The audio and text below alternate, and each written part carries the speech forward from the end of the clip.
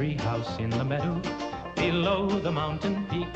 The perfect place for lovers when they play hide and seek. There's a covered bridge at Cripple Creek where the horses always stop. Between the treehouse and the covered bridge, that's how Mom won Pop. By making love in the country where skies are blue. All you'll be dreaming of are the birds and the bees and the flowers and the trees till you're up to your knees in love. There are roses on the trellis and the scent of new mown hay. The clinging vine is jealous on the fence across the way. There's a great big yellow moon above and a breeze to sing a song. Between the roses and the yellow moon, a fella can't go wrong if he makes love in the country where skies are blue. All you'll be dreaming of are the birds and the bees and the flowers and the trees till you're up to your knees in love.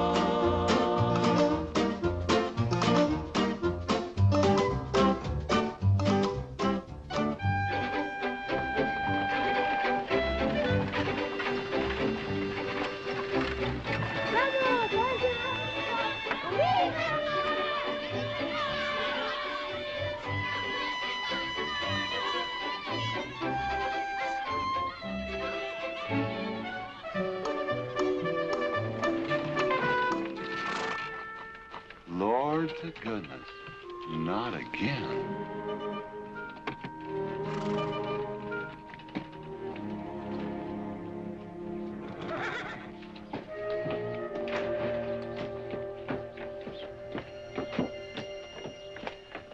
Howdy, Drago. Morning, Curly. Makes 7 times this month he come home swoggles. 6. 7? 6. Once was his birthday. That don't count. Give me my buggy whip. Didn't have anything for breakfast but 2 raw eggs and a mug of honey. No. Curly! Yes, boss. Don't say it's a fine morning or I'll shoot you. Get out of here, Bunyan. Good morning. Morning. Carlos, what are you doing up there? I hope I get it this time, Mr. McLintock. My brothers, they got the big hats already.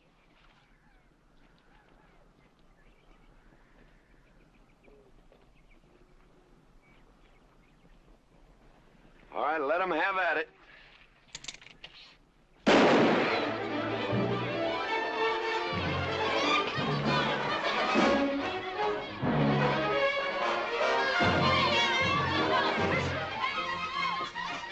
Get over it. Did you only let me drive? You promised me you would sometime. No, yeah.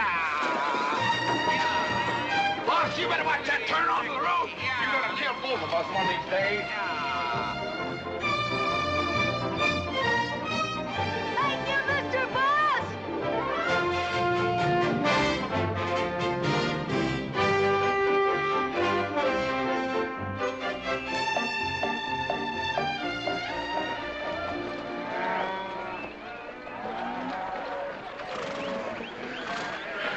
You got cattle in the back, boss.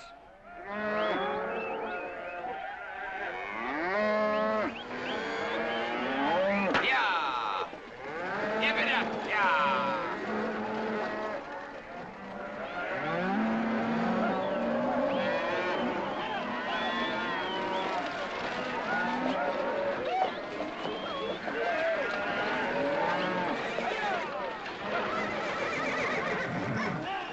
Keep 'em going.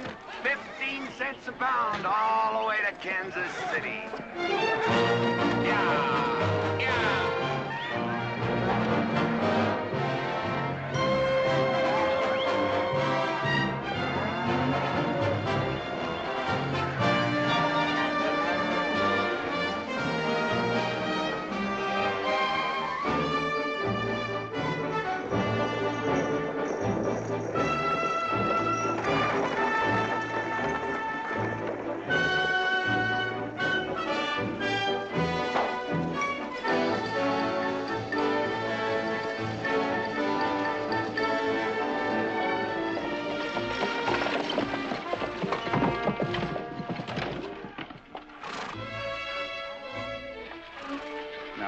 There's one old pensioner I wished you'd pass up.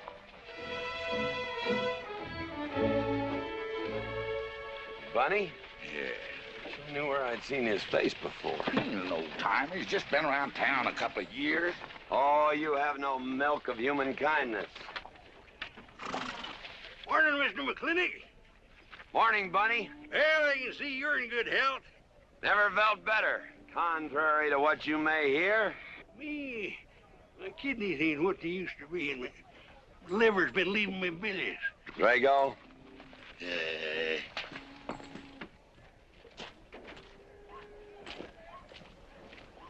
Hello, Ben. Hey, McLintock. Drago, throw that in the buggy. Yes, sir. The scrubby bunch of Sooners, huh? They are at that. That ought to make Douglas happy, lining his pockets with land fees. What are we gonna do? I don't know what you're gonna do, Ben. Me, I do nothing. 200 families. Quarter of beef a week per family. If they last 2 years, that can be a sizable number. I got 20 head to 1 of any other brand on the Mesa Verde. I'm not hollering. Some of us haven't got all the money in the world. Some of us ain't old and tired and feel like being put upon.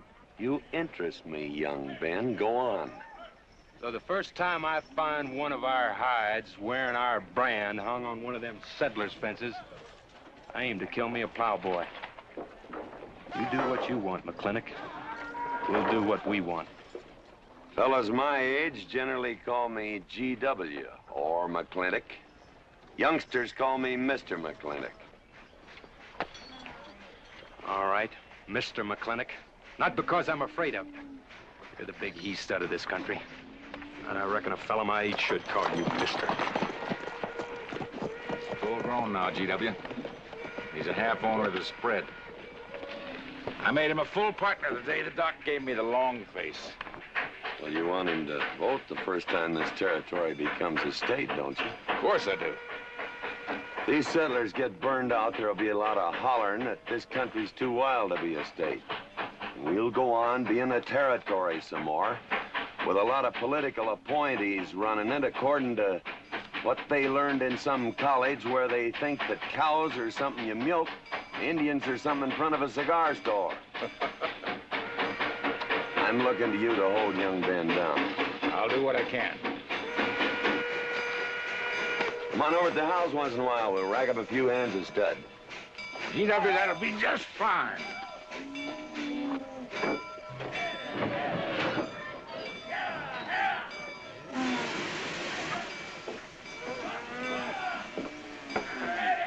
It's a nice morning, ain't it, boss? Everybody's entitled to their own opinion. Like that again, eh? Here's something that'll cheer you up. About 1,000 head. I figure they'll bring about 1,250.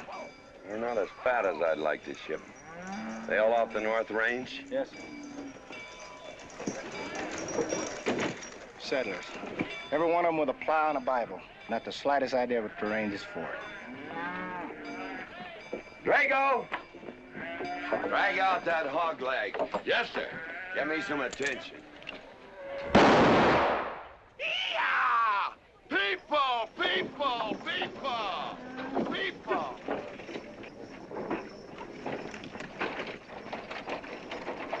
Come on, all of you, gather around.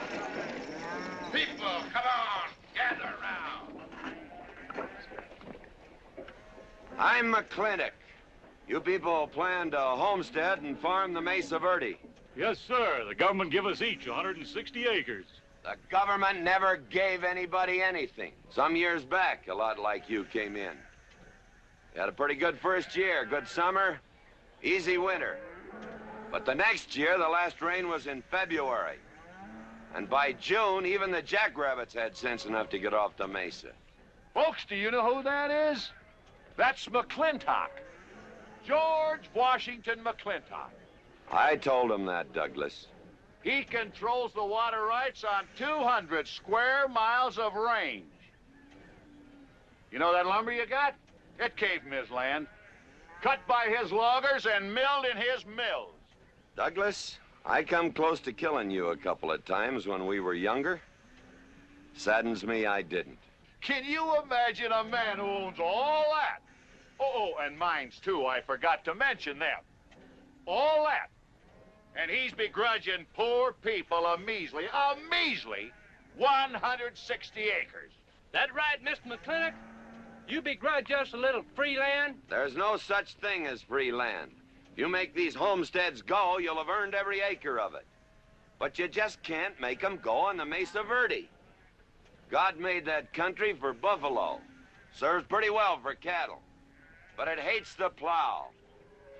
And even the government should know that you can't farm 6,000 feet above sea level. Any trouble, Mr. McLintock? No trouble, Jeff.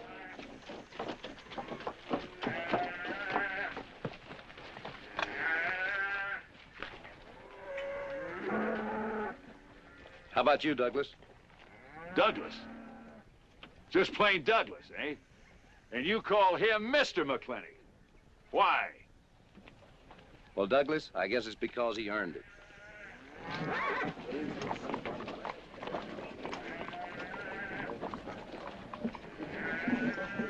Mr. McLintock? Yeah? I'm a good hand with cattle, Mr. McLintock. I'd like a job. Well, you look strong enough. You come in with those Sooners? Well, yes, sir, but we don't have a homestead. And... Can't use you.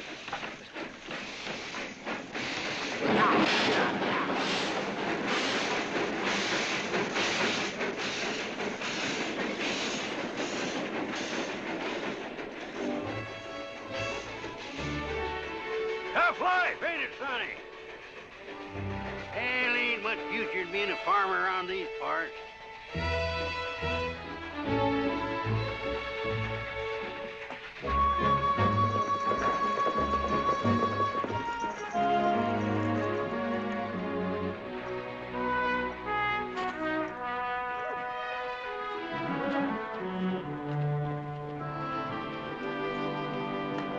Ladies, this is the finest Chantilly lace available anywhere. Chantilly, Mr. Birnbaum. Well, believe me, it's the best. Oh, excuse me, please. Look around. Take your time. Drago, I got 1,000 Havana cigars and 12 of those hats for you over there. Them fair big hats ain't gonna last long the way some folks have been dipping into that red eye these days. Uh-oh. Good morning, G.W. Good morning. I stole some stick candy. Please, help yourself. Come on in. Davy, you can forget about saddling up the horse. Come in here. Problem? Yes. Well, if I were blacks, I'd move Queen's Bishop to King 4. Yeah, you might be right. You know, I was just starting to work this out when the letter came. Letter? It was... What happened? Don't you want me... Morning, Mr. McLintock. Morning, Davy. You being here saved me a trip. Oh, that hat and suit of clothes you picked out for my birthday? Well, instead of this cowboy hat, I'd like to have this one. If it's, all right with you, sir. Well, that's all right with me, Davy. Of course, that looks like the kind of a hat a fella'd wear down Main Street to start a fight. Oh, I don't need a city hat for that. All I have to do is walk down the street and some wiseacre will call me an Indian, and just like that, the fight's on. Davy, the letter, it's for you. And you are an Indian. Yes, I know I'm an Indian. But I'm also the fastest runner in town. I've got a college education, and I'm the railroad telegrapher. But does anybody say, hello, college man, or hello, runner, or hello, telegrapher? No, not even hello, knothead. Davy. It's always, let the Indian do it. Will you go out in the store and help the ladies? All right. I'm also a bookkeeper, part-time clerk. Always let the Indian do it. The lady brought that out here this morning, asked for it to be taken out to the home ranch for you. Handsome lady, kind of tall with red hair. Called me Mr. Birnbaum, just as if she'd never seen me before, and as if that veil that covered her face would keep me from recognizing her. I thought she was in New York or Europe or someplace. So did I. Jake, you better throw on a couple extra cases of the boss's favorite bourbon. That stuff sure gets used up fast out at our place. Which reminds me, you better start tapering off. Catherine's in town. Katie?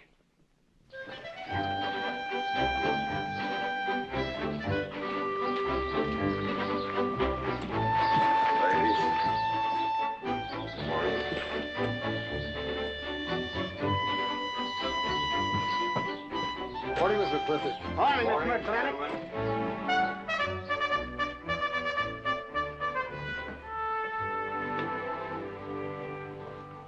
Good morning. Hello, Morning, Mac, darling. Fauntleroy, Morning, GW. what are you doing in here? Why aren't you out at the desk? Helping out the bartender. Yeah, I see a busy day. Give me the key to room 17. What? 17, and don't advertise it. Here they come, Mr. McLintock.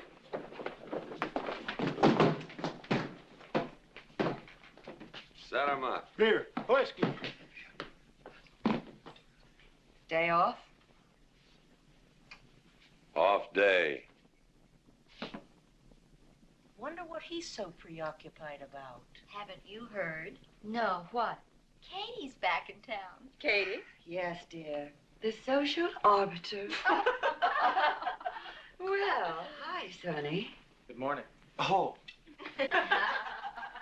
He sure is a quiet one. Mr. McLintock, I don't want to bother you. I'm sorry, boy. I told you, no job.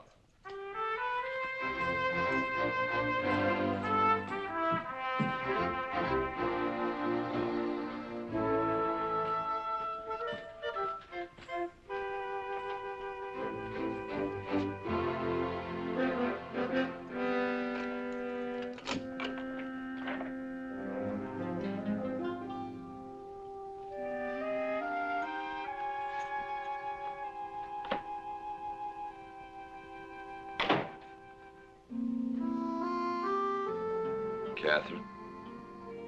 George Washington McLintock.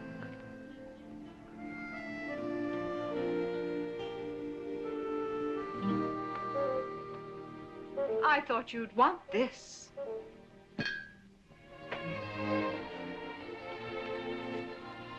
First dig of the spur. But who am I to upset your plans? Don't you feel kind of silly? I never feel silly. It's because you have no sense of humor. Why couldn't we sit down in the hotel dining room and talk about whatever it is you want to talk about? Or why couldn't you just come over to the house? And have everybody know that we're meeting. Everybody knows, and what's the difference? We're married.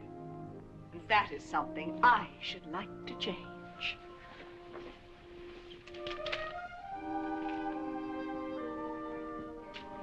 You know the answer, Katie. That isn't why you sent for me. Let's get to the rat killing. That's just the kind of remark that's always endeared you to me. Let us open the discussion. Very well. Our daughter is coming home in a few days. Rather, she's coming here. It was just a slip of the tongue that made me refer to this ugly hamlet as home. Our daughter. Is it so hard to say her name? It's Becky. Rebecca. I hate that name. Anyway, she's coming home. And I hope to persuade you to let her live with me. Part of the time in the capital, part of the time in New York, and, of course, Newport during the season. You're whistling in the wind, Katie. If she stays here, she'll become just as crude and as vulgar as all of this country. And if she goes your way, she'll be all show and no stay. Oh.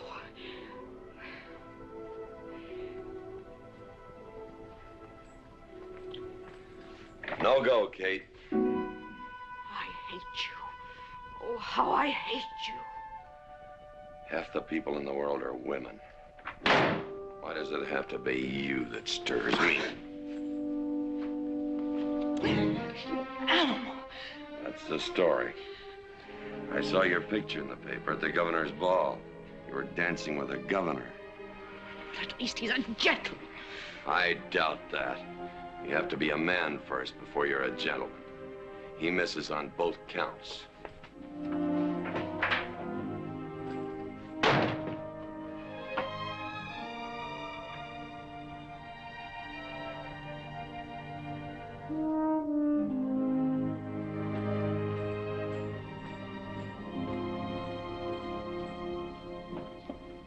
Hey, Sonny, you gonna ask him again? Nope. Hey, boy, you got a pocket of pride. You got a bag. You better listen to an expert, Sonny. I'm telling you, you got to grovel. Human nature gets him every time. Mister, leave me alone. Everybody does it one way or another.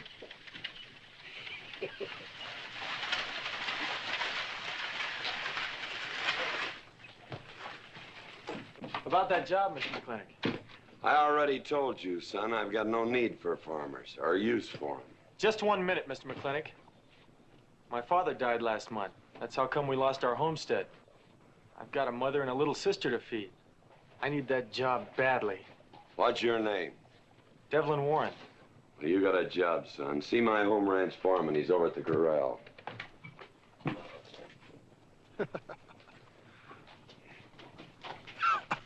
Step down off of that carriage, mister.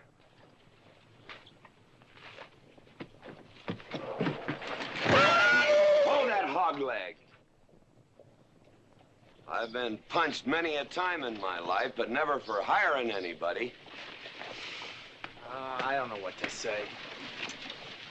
Never begged before. Turn my stomach. I suppose I should have been grateful you gave me the job. Gave? Boy, you got it all wrong. I don't give jobs, I hire men. You intend to give this man a full day's work, don't you, boy? You mean you're still hiring me, Mr. McLintock? Well, yes, sir. I mean, I'll certainly deliver a fair day's work. For that, I'll pay you a fair day's wage. You won't give me anything, and I won't give you anything. We both hold up our heads. Where do you live? The settlers' encampment, down by the mine. That's your plug? Yes, sir. Well, hop on him, and we'll go get your gear.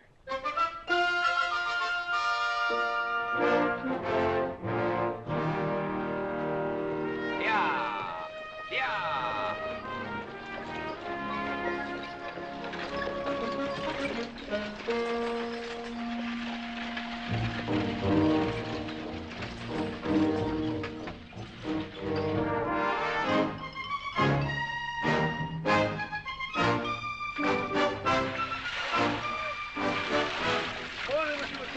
Morning, Mr. Poor Boy.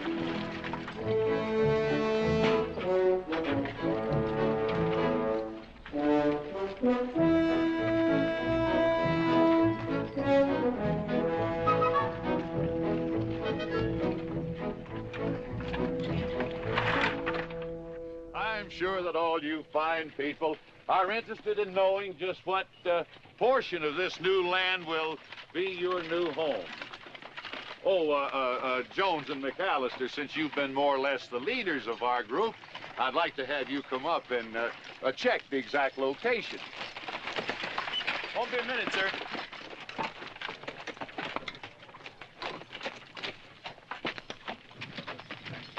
Go after that boy and give him $30. Tell him McLintock pays these riders a month in advance. From the looks of things, they could sure use it, too. Oh, Mom? It's Mr. Drago. Well, and what do we owe this visit from the cattle baron? I've got a touch of hangover, bureaucrat. Don't push me. Oh, Backlund!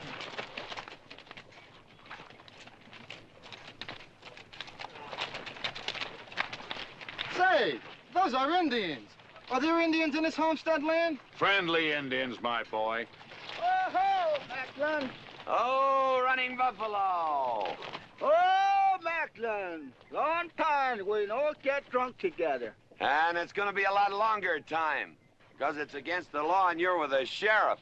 And if I got my hands full, they came into town to meet the train. The old Indian chiefs are coming home. I heard they'd been pardoned. They don't know when it's arriving, this week, next week, or next month. So in the meantime, I've got to do something with them. Could I cut out a couple of head of your steers to feed them? Otherwise, some of these settlers' milk cows are going to disappear. That's right, Macklin. Cut out whatever you need. Sheriff, are you going to camp these savages with all these settlers? You're asking for trouble. Mr. Douglas, I already have plenty of trouble. Please stay off my back. Running Buffalo, bring your people over to the clay slide. Go. Hello, Mr. Macklin. Tiny Mouse, it's nice to see you. You wouldn't believe it now, but 20 years ago, she was a mighty handsome maid. 20 years ago, you thought so too, Mr. Douglas.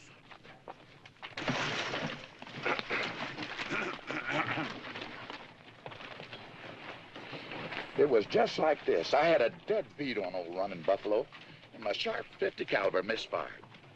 That was back in that trouble in the 40s. Remember? I remember. Hey, you want to tell you something come directly from heaven? No.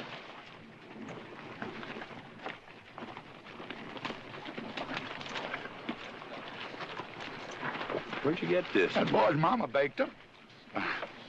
You thinking the same thing I am? She's a widow woman, boss, and she's got a long, hard road home. Hire her.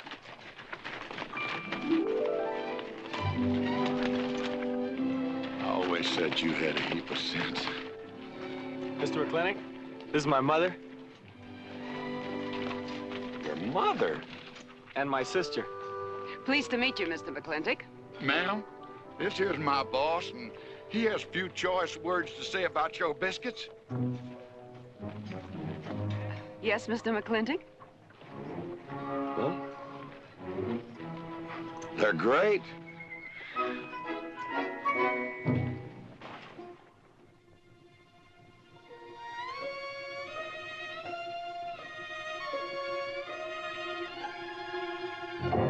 Well, you old Cantonese reprobate, how about it?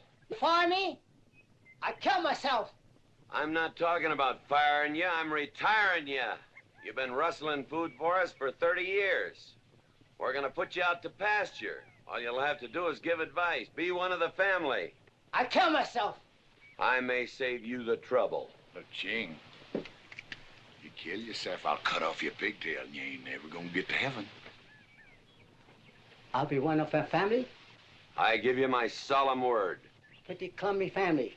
Drink too much, get in fights, yell all the time.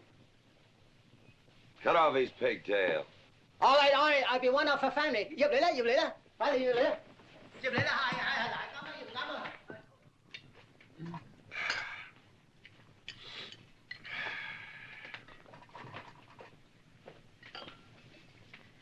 I hope everything is satisfactory. This is such a big house, it'll take me a while to get used to things. Now, please don't hesitate to tell me if anything is wrong. No bird's nest soup. Otherwise, just fine. Everything went nicely, finally. ma'am? Best apple pie I ever had. Curly's right, ma'am. Hated to leave that last bite. Shall we celebrate with a drink? Carlos, come in and help me with the dishes. Alice, you want to help too? Yes, Jacob. All right, pitch in. Now, I'll wash and you get dry. Is that good here?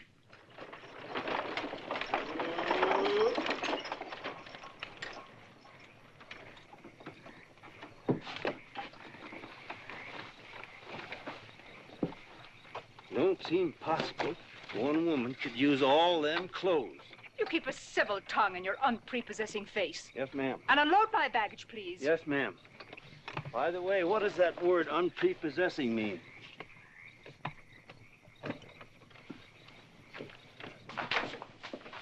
Miss McLintock. Oh, hello, Carlos. Run and help the driver with my luggage.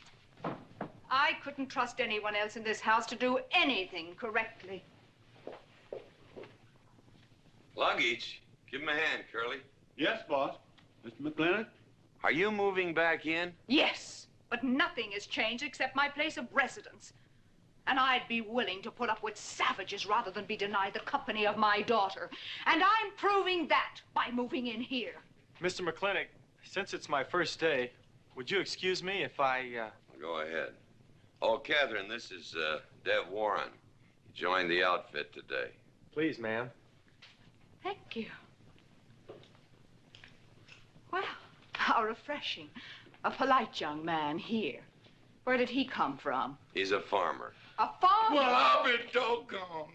Kate, welcome home. What on earth are you doing in that idiotic-looking outfit? And don't you dare call me Kate. That's my butling suit. I'm butling for the boss. And I'm sorry, Catherine. That Kate kind of slipped out from the times I remembered you as being nice people.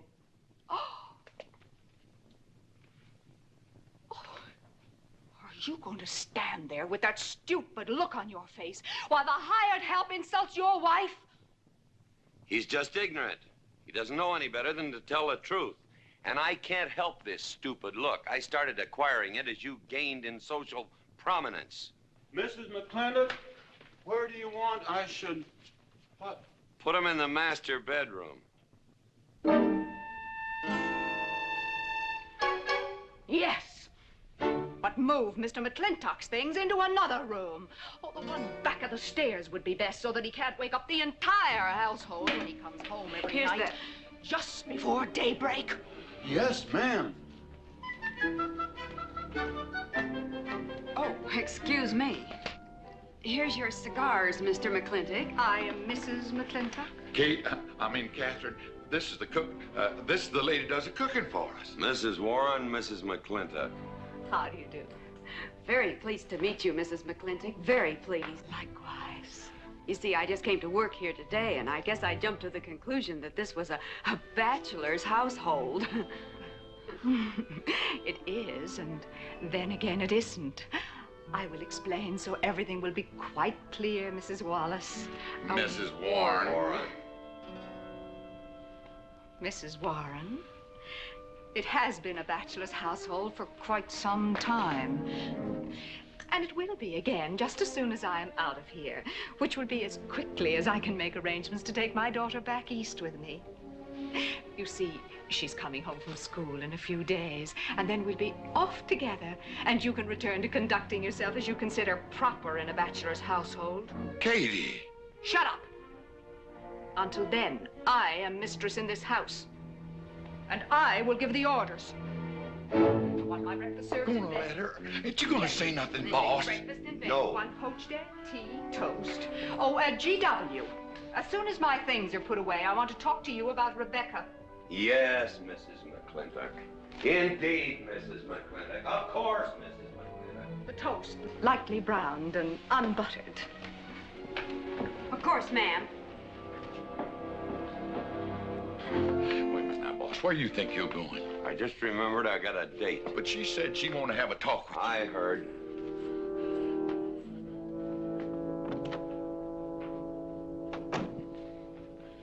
Good evening, Lem. Good evening, Mr. Mac. Yep. Say, Mr. Mac, what does unprepossessing mean? I was called that once, Lem. Looked it up in the dictionary. It's best you don't know what it means. Uh-huh. Thank you. You're up.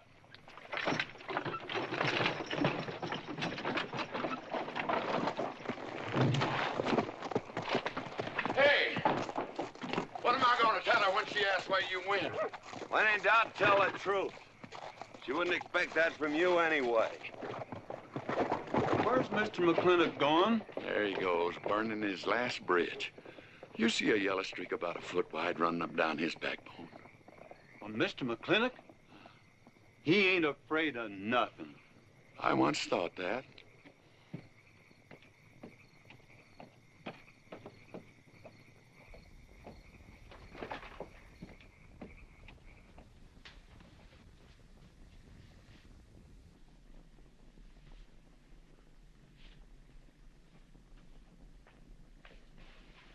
Drago?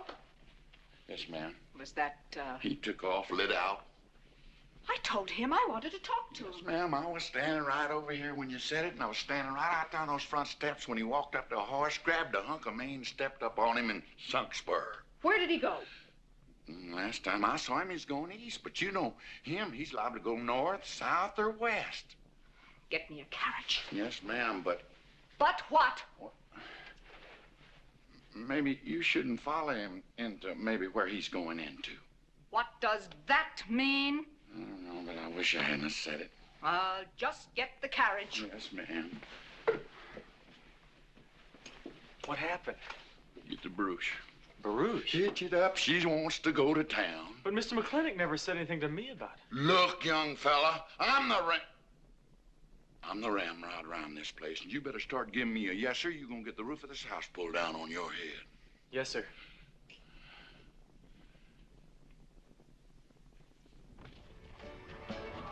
Hello, lady.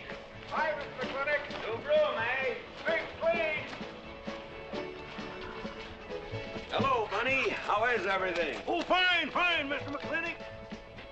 I'll get you next time.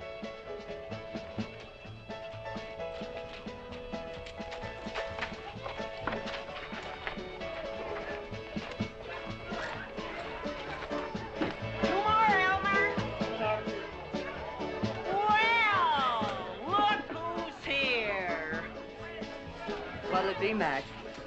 Same as usual? Ladies. Evening, GW. Jake? Wrong move. What? Chess problem. Queen's in danger.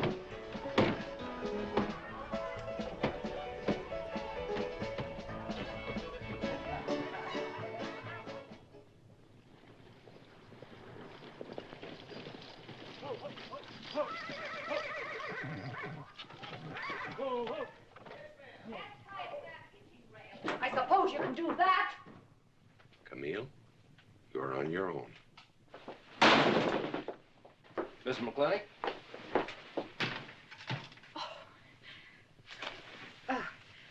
I'm Camille. Camille Reedbottom. I'm learning the game of chess. Thought it would give me something to pass the time. See, I have nothing to do all day long, and I just remembered something.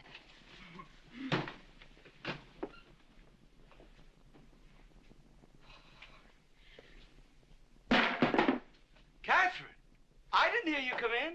Mr. McLintock, I told you that I wanted to talk to you. Not now. Could I get you a glass of sherry, Catherine? Oh, thank you, Mr. Birnbaum. I could use one. I came into town behind a runaway team. Drago never could handle horses. It was that young man whose mother pretends to be your cook. Catherine, your wine.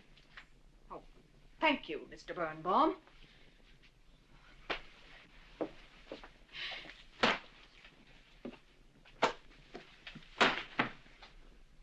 Now, Mr. McLintock, we have an awful lot to talk over. First thing I learned about Indian fighting was to wait for daylight. What has our conversation got to do with Indian fighting? Indian fighting is good experience for our kind of conversations. Oh. It'll wait, Catherine. Evening, Sheriff. Mr. McLintock, we had quite a ride out here. Oh, I finally got that team settled down. It's your move. No, it's your move. I just canceled. Oh. Now, look here. You're not going to sit here all night long and play chess when the matter of our daughter remains unsettled. I am going to remain here and play chess, and the matter of our daughter is settled. She stays. Oh, such stubbornness. Catherine, your hair. Oh, it is a mess after that awful ride. No. It's just that I haven't seen you for a long time. And it seems to me the last time I saw you, your hair was a little darker, no?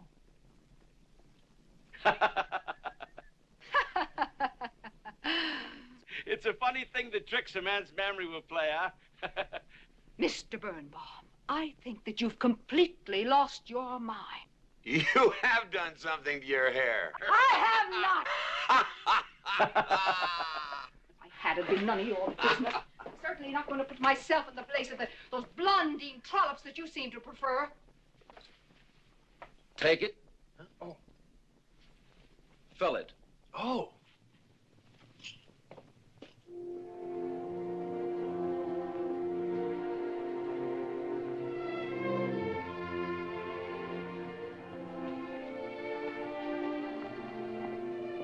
Good morning.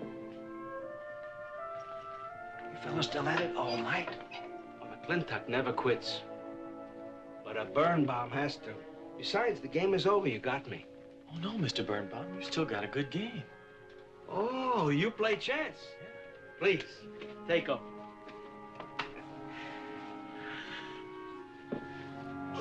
Pretty good. Fair.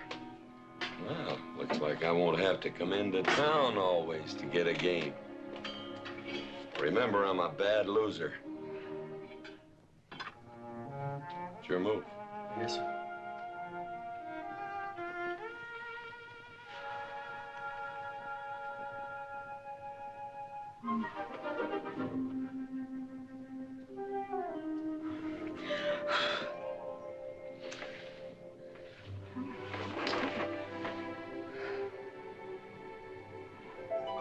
Good morning. Good morning. Oh, it's not morning already. Mm-hmm. Cup of coffee? Oh, yes, thanks, Jake. You're welcome, Catherine. Got any cream? Canned cow's milk. A Mountain Dew. Good old condensed milk. That reminds me. I was cleaning out my desk the other day. I found something I wanted to return to you.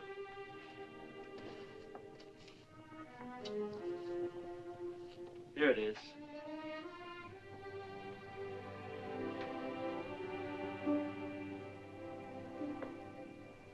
It's a medal, remember? From the President of the United States of America to First Sergeant Michael Patrick Gilhooly for bravery above and beyond the call of duty. It's your papa. Reminds me of the first time I ever saw you. It was over 17 years ago. You walked into my store, not much bigger than the bundle you were carrying. And in the bundle was the most beautiful baby I ever saw. And was she hungry? You walked all the way from Superstition Creek just to trade me that medal for a case of canned milk. GW was off somewhere as usual, fighting Indians. Sheriff! Sheriff Lord! Well, have you seen the sheriff? Kind of early for him. To try his house? Why didn't I think of that? Looks like Birnbaum's is open. Maybe somebody in here knows. So there you are, Sheriff. I told you you were headed for trouble.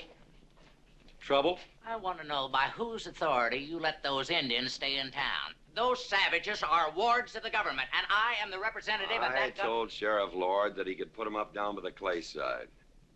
Because the town's named after him, he thinks he owns it. Well, you check the books in the recorder's office, and you'll find I do own a fair piece of it. Agard, if you knew anything about Indians, you'd know that they're doing their level best to put up with our so-called benevolent patronage, in spite of the nincompoops that have been put in charge of it. Those Indians need my permission to leave the reservation. Those chiefs have been giving orders all their lives. It's pretty hard for them to understand that they have to hold up their hand like a schoolboy in a classroom. The law is very clear. I told you you'd get no satisfaction from these people. But we'll get the girl back. Girl? The girl the Indians kidnapped. But don't worry. I armed the settlers and set them to rounding up those red devils. What is this about a girl? Millie Jones, one of the settlers' daughters. The Indians kidnapped her. That's ridiculous. And you turn loose a lot of farmers with shotguns? I certainly did. You're insane. Let's go, Sheriff. Mr. Douglas, Oh, Miss McLintock. much as I hate to agree with GW about anything, you haven't changed a bit. You're still an hysterical fool.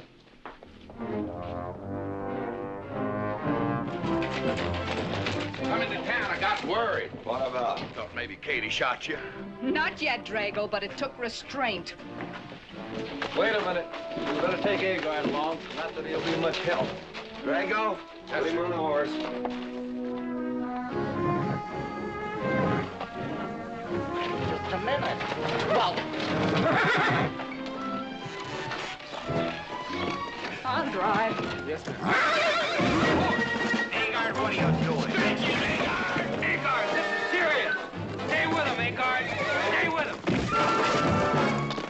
Agar, will you stop showing off and getting this buggy? Mercy. Mercy. That horse is a little green.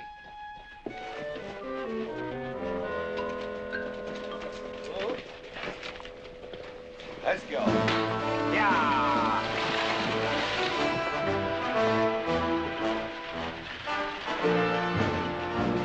Just where do you think you're going? Don't use that range, boss. Tone of voice with me.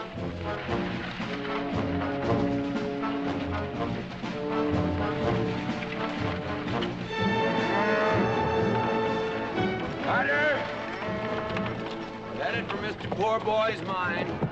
Mount up some riders. Right, boss. You heard the man.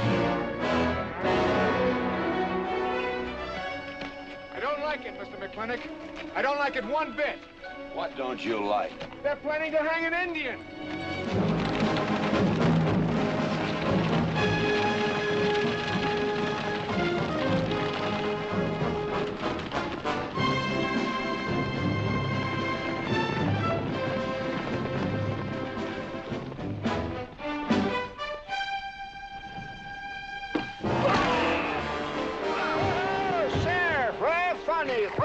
whiskey.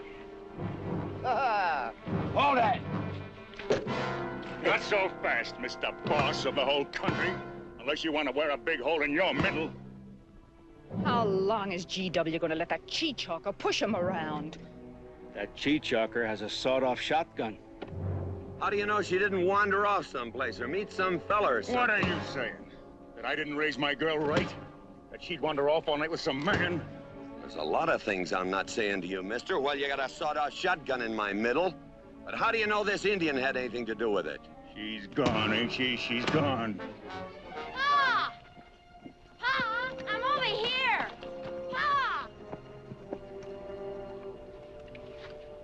Been looking for me, Pa? Where you been, gal? Young Ben took me for a sunrise ride, and the horse wandered away. You come down over there. But, Pa! She's telling the truth, Mr. McLintock. We wasn't doing nothing. Well, that's not important right now. The important thing is that you don't draw that hog leg, or this'll be worse than Dodge City on Saturday night. You get on, back to the wagon. I'll tend to you later. Now for this young whippersnapper. Now, no harm has been done. And young Ben here is one of the nicest boys in the territory, so just put down that shotgun and I'll let's teach forget him to fool with Mike.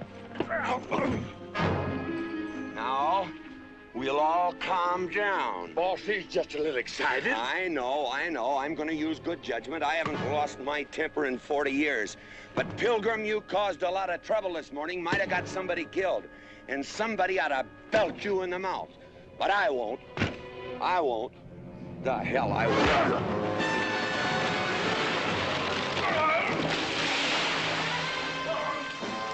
McLintock Rider!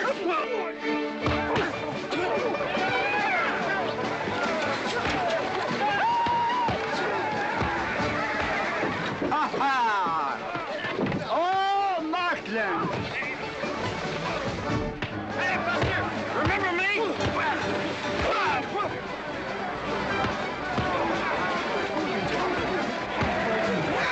Hello, sir. Nice party.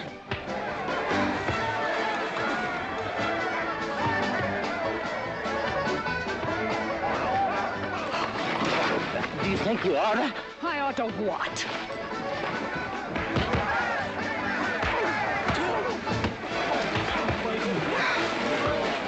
Why, you...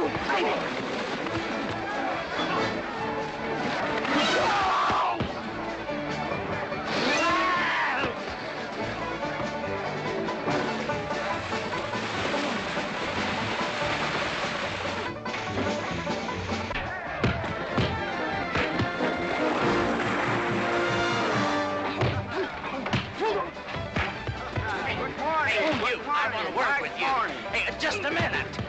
What are you doing? My glasses. Hey, now stop this or you'll be sorry.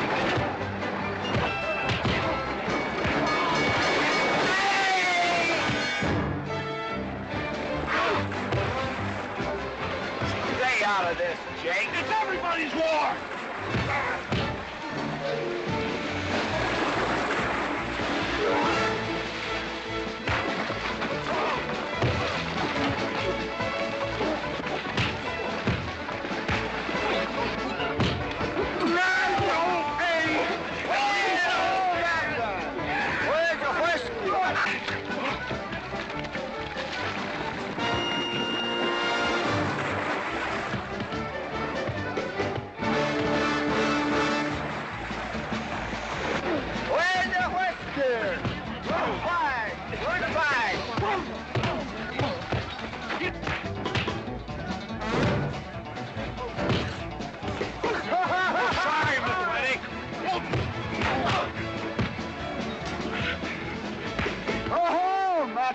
Thanks.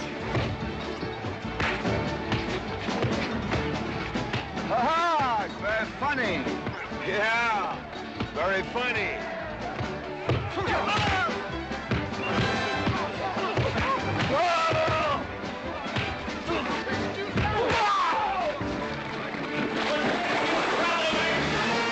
Guys, Mr. Douglas, I'm sorry.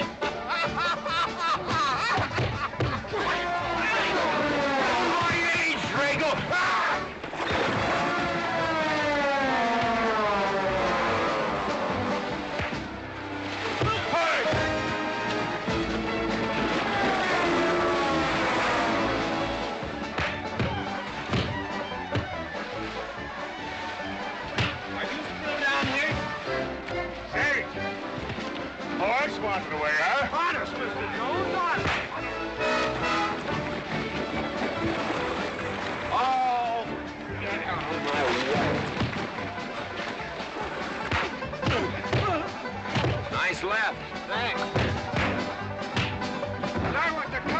this, you don't need college.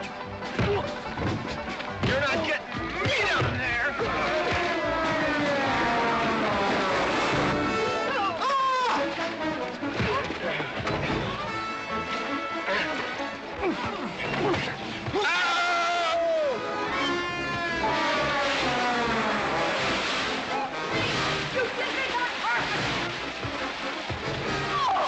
Why, McLintock, you big...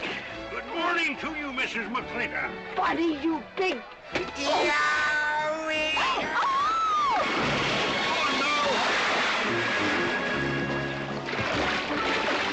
G.W. McLintock, you big, big clumsy. Well, it's pretty hard to control yourself.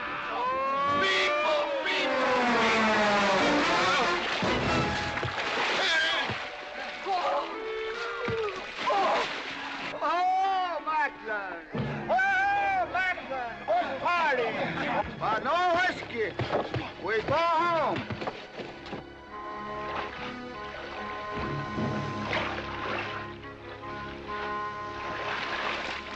You and your friends. Well, we at least saved your hat.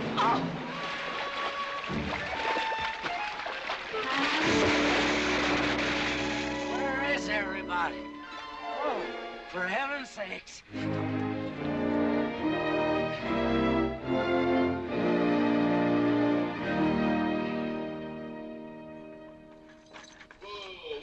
Drago, will you never learn how to handle a team? Yes, ma'am, I'll sure try. I'll tell you that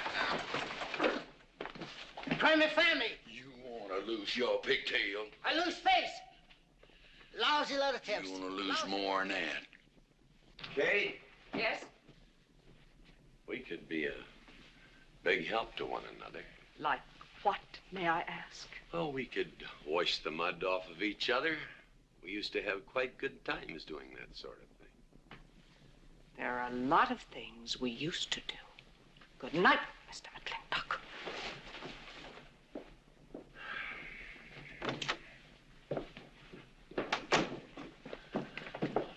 Any luck? What are you talking about? I mean, divorce. She still want it? Yeah. You know something? Women are funny. She fought like a wildcat on your side out there this afternoon. Come home, she slams the door in your face. That divorce business, is that what you get when you pay a woman not to live with you? That's about it. Some women I've known it'd be worth it. You know, if we had any moral character, we wouldn't be standing here covered with mud drinking when we should be washing. G.W. Drago.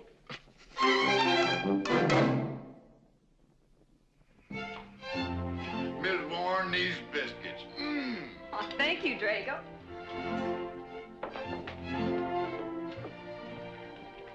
Good morning, Mrs. Warren. Good morning, Mr. McLintock. Breakfast for the boss? If that's the way you want it, Mr. McLintock.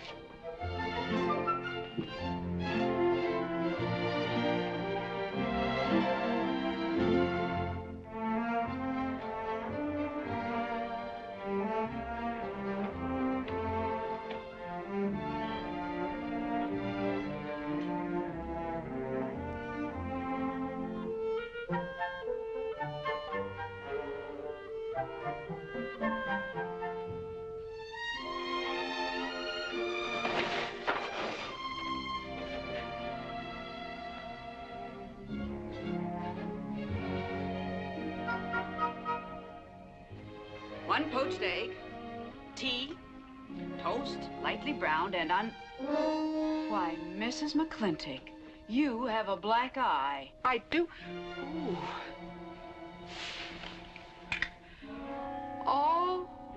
Oh, and Becky's coming home today. And that's not all. There's a little something we'd better get settled. There are no men listening now, so we can be ourselves. Oh, sure, I let you get away with all that guff the other night. But now that we're alone... When I want the opinion of the hired help, I'll ask for it. You know, you could wind up with 2 black eyes. What? Oh, I realize you had to put on that big act. We always have to just before we get ready to forgive them. Generally for something they haven't done. But you and I both know that's just to keep them from getting the idea they run things. McLintock give you that black eye? No. Nobody gave it to me. I won it.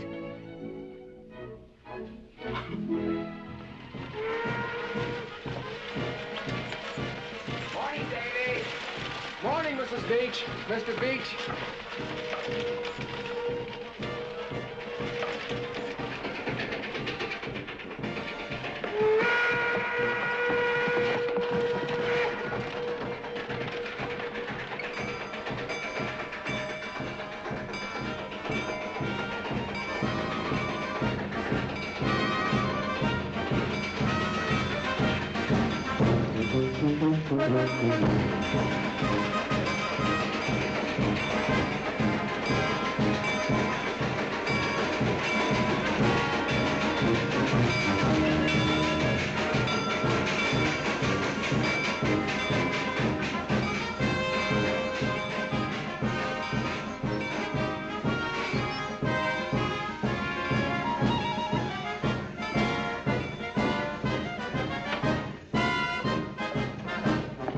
Why, Miss Becky, welcome home. Hi, Becky. My How boy. are you? Good to see you again. Daddy! Well, It's been 2 long years. I guess I'm gonna have to stop calling you Tomboy. Oh, Becky. Mama!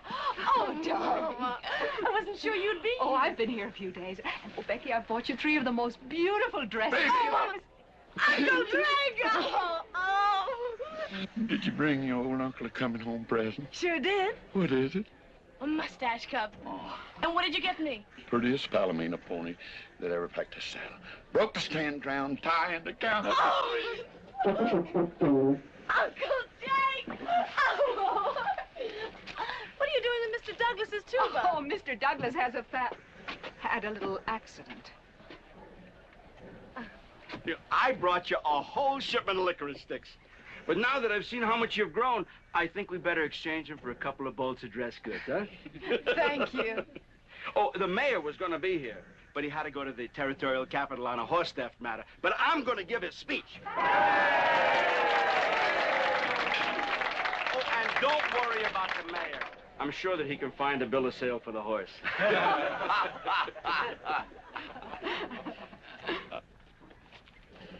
Ladies and gentlemen, we are here to welcome the fairest... What am I doing? We are here to welcome back the prettiest girl that was ever born in McLintock, or in any part of the territory.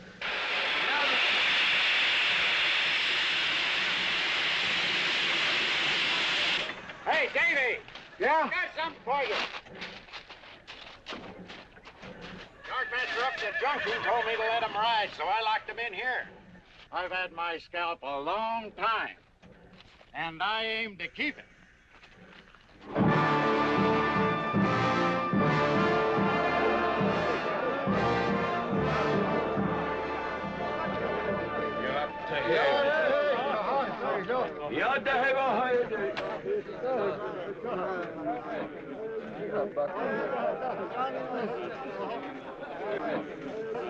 And now she's come back to us.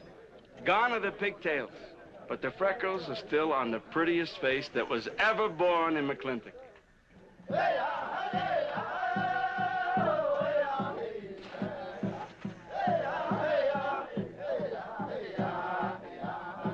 Hey, that's Puma.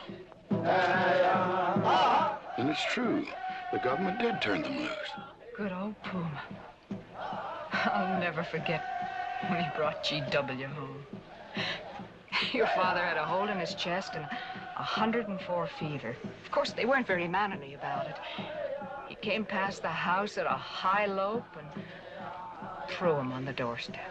And you do remember them good old days, don't you, Katie? Catherine.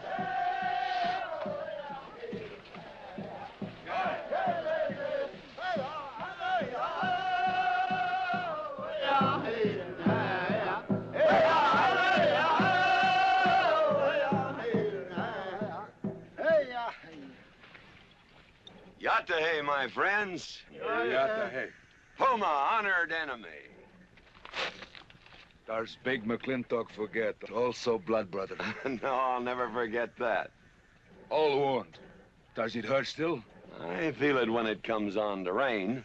An inch higher and I wouldn't have had to worry. Our big McLintock, that was remembered fight. We return with news. Our people have more trouble. You see, I learned good English now, big McLintock. Learned in white man's jail. But we would have you talk our cause at government hearing. I understand that Governor Humphreys is going to preside at that meeting. Yes, Puma, I'll translate your wishes. Mr. McLintock, could I impose upon you to use your Comanche to tell these Puma chiefs... is chief of the Comanches, and he speaks English very well. Oh, well, your people will have to follow my instructions to the letter. It is the law of the land... Well, now, just a minute. Well, for heaven's sakes.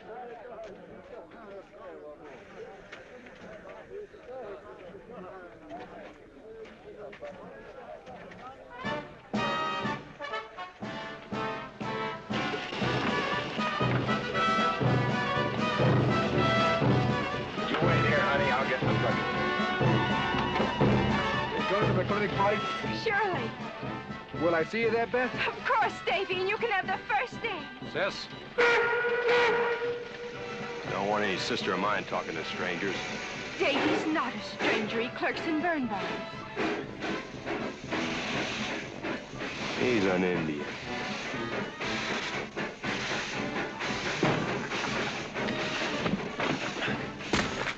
Darn you, Drago! Now look what you've done. Baby, this is Devlin Warren. He works for you, Papa. Dev, this is Miss Becky McLintock. Those are my things. Yes, ma'am. Oh, I'd have known you anywhere, Miss Becky. What do you mean? Oh, I mean, you look so much like your mother. Well, even prettier. Oh, Mr. Warren. Mother's much prettier than I am. Many a fight started with words like that. Come on, get in the boat. Hello, Ching. We got jelly pie for dinner. Oh. I'm not cooking. No, he's not. Junior! Yes, Miss Becky. You remember Junior Douglas, Mama? Oh, of course. How's college? Valedictorian, 95. Oh, congratulations. Oh, Mr. and Mrs. Douglas, we will see you at the party, of course. Oh, delighted. Well, it'll be pretty hard to keep young men away. Yes, sir. Drago? Yes, boss. Baggage all loaded. G.W. You remember young Junior? Oh, yes. Like father, like son. Mr. McLintock, I hope you don't think I'm being presumptuous in asking for the honor of calling on Miss Rebecca. Well, there she is. Ask her yourself. Well, thank you, sir. Ching, now I'm going to get fired. Get up out of here. Thank you, sir. Thank you. Have you no manners? See you at the party, Junior! Yeah. Yeah. Yeah, what? Like father, like son. What did he mean, Matthew? Come on, Ching. Grab a root and growl. 我係佢工人，唔認真做工。我係嗰啲人，我死唔係屈佢跟我做啊！我呀，做晒錯啊！ Well, you're doing a good job, Miss McLintock. Thank you, Miss Flora. Deb, when you're finished there, go over and help Drago with the beer cakes. Yes, Mom. Deb, could you come and help me a minute?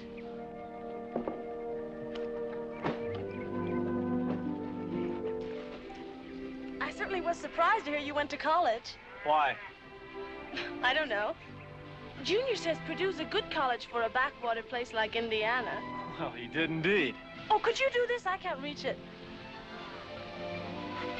Why didn't you finish college? Lack of funds. My father got sick, and he had to come out west. So he took out a homestead. You know, your mom's sure cute. It's too bad you didn't inherit her eyes.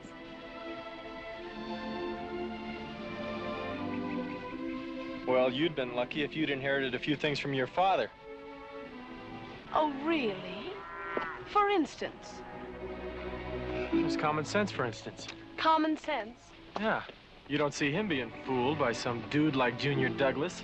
Junior's not a dude. He's nifty. This needs a woman's touch. And besides, he got a letter at college. What sport? Glee club. Very strenuous. Don't you dare hug me! Oh! I have no intention of hugging you.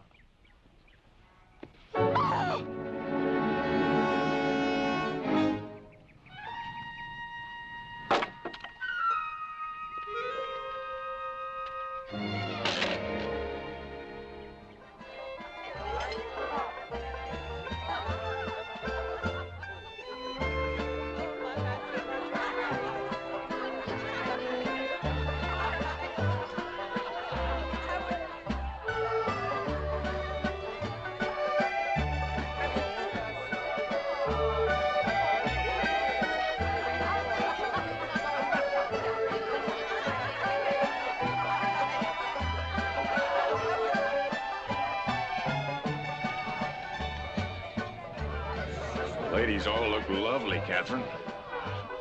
You know, this is a real fine party. Oh, thank you, Ben. Of course, we had to invite everybody. Just everybody. Sorry, GW, but this one's mine. Well, thank you, Mrs. Warren. I guess I'll have to be a good host in my own home. Well, the next one's yours, Mr. McLintock. Thank you.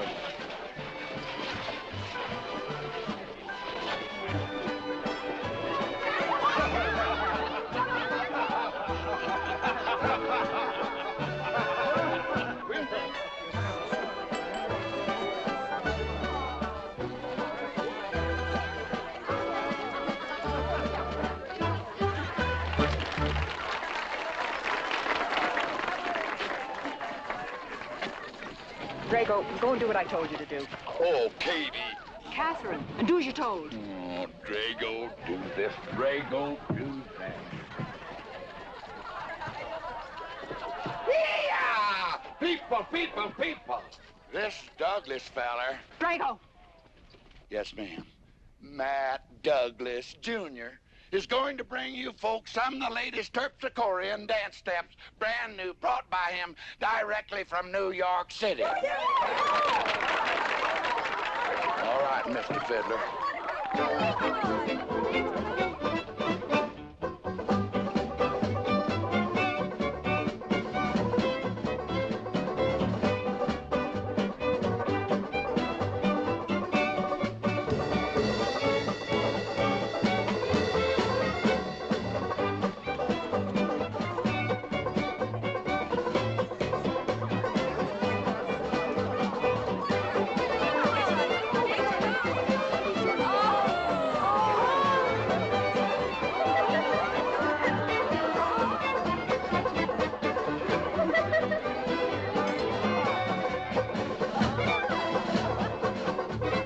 Give me a whiskey. Put Williams on board. What? Just turn a 10-gallon party, boss. We'll run out of whiskey. Well, I can take care of that, 你 Chick. 學校整咁個個我做升我做報告，我哋啦。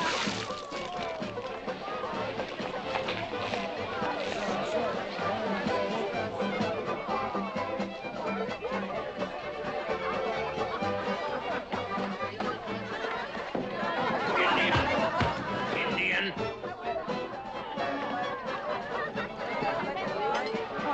And you still got any ideas about asking my sister to dance? Get up and we can do this all over again. Yes! That's enough. You fought it. It's all over. Quit butting in, Birnbaum. He's a hired man, not your son. Look, you fought him fair and square. I don't think it was so fair and square. Well, you want to take up where he left off? If I did, you wouldn't find it so easy.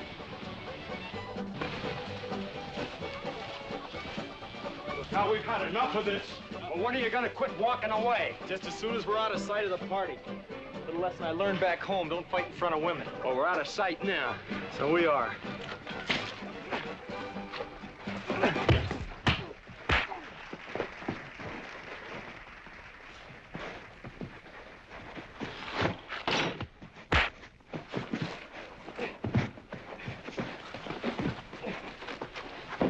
Such vulgarity. Someone should do something about it. You're right. Absolutely right.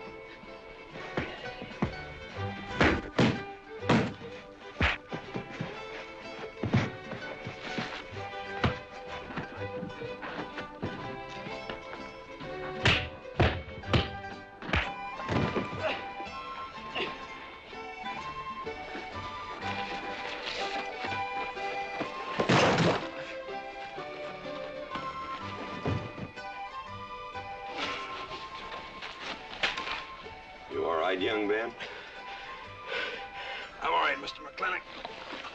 Pretty fancy fighting for a country boy. 2 years at Purdue, Mr. McLintock, On the boxing team. I never thought any farmer could whip me. But you sure did. Better get him cleaned up. Get him some water, Jake. Yeah.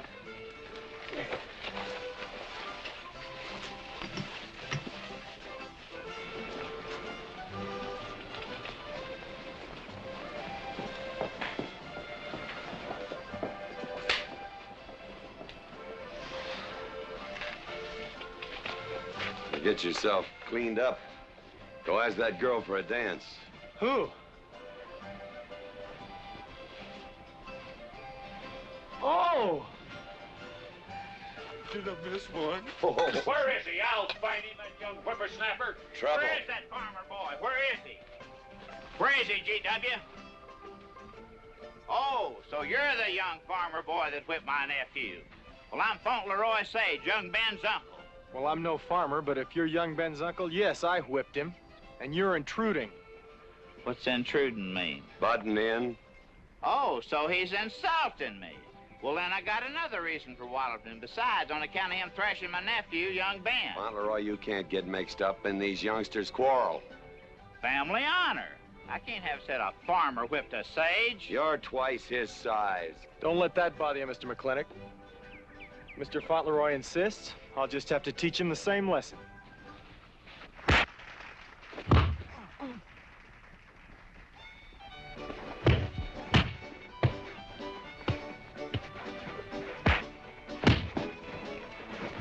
Say!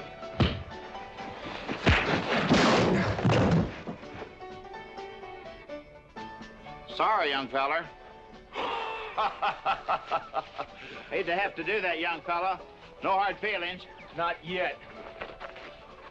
Not yet what? I mean, that isn't all. Now, wait a minute. Fauntleroy, we're gonna make this a fair fight. Of course we are. Of course we are, G.W. There'll be none of this. I wouldn't do that, G.W. You wouldn't do... No, I wouldn't do that. And Dev, I don't want you kicking Fauntleroy in the knee. He didn't do no such thing. And none of this nose twisting. He's all yours.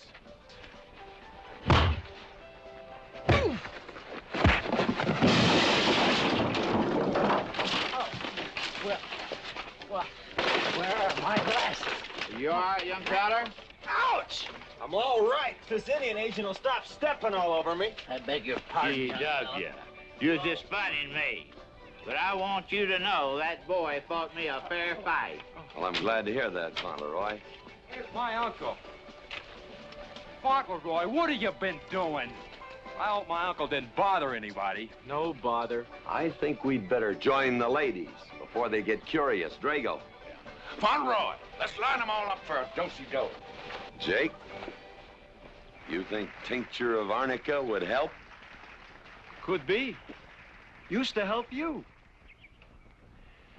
Gentlemen, to the medicine cabinet.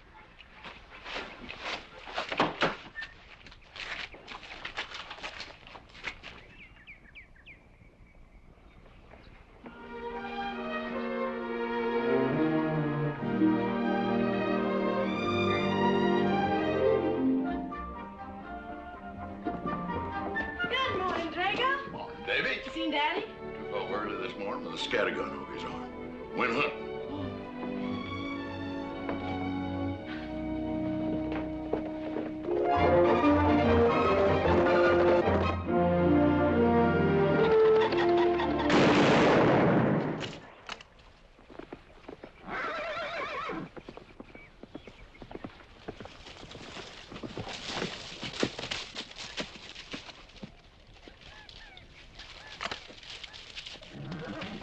Morning, Daddy.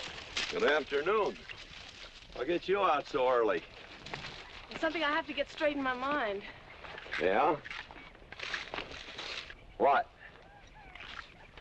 Mama.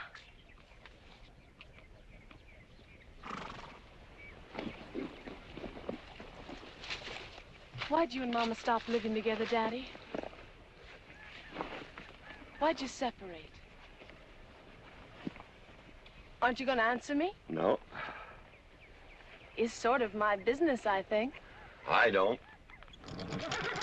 Is it another woman? Usually is. At your age, you always know what's usual. Is it Mrs. Warren? Becky, I don't want to start laying the law down your first day back home. But I'll have no more such talk. First time I ever saw Mrs. Warren was last week. She has a job here at which she's very good. And I hope you'll have the good manners to not pry into other people's business. Your mother's and mine. Pretty good shot, Daddy. Oh, I can understand your trouble. Mama's often so, well, so petulant. Petulant? You learned a lot of words back east, Becky. Wish to God they'd have taught you some meanings. You were only about 6 months old when your mother stayed alone with you in a sod hut under 8 foot of snow, while I moved the herd 300 miles south to try and save it. Saved about half of it. You were a little more than a year old at the time of the great Comanche raids. We stood off 500 Plains Indians for 9 days. Petulant, Becky? I think you better go on home. See that Ching gets those birds.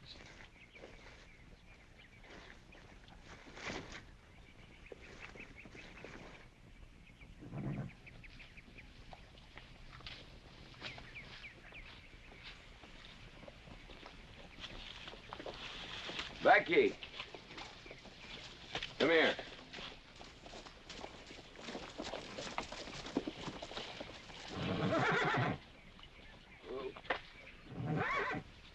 There's something I ought to tell you. Guess now's as good a time as any. You're gonna have every young buck west of the Missouri around here trying to marry you. Mostly because you're a handsome filly. But partly because I own everything in this country from here to there. They'll think you're gonna inherit it. Well, you're not. You're gonna leave most of it to, well, to the nation, really. For a park where no lumberman will cut down all the trees for houses with leaky roofs. Nobody will kill all the beaver for hats for dudes, nor murder the buffalo for robes. What I'm gonna give you is a 500-cow spread on the upper Green River. Now, that may not seem like much. It's more than we had, your mother and I. Some folks are gonna say I'm doing all this so I can sit up in the hereafter and look down on a park named after me. Or that I was disappointed in you. Didn't want you to get all that money. But the real reason, Becky, is because I love you. And I want you and some young man to have what I had. Because all the gold in the United States Treasury and all the harp music in heaven can't equal what happens between a man and a woman with all that growing together. I can't explain it any better than that.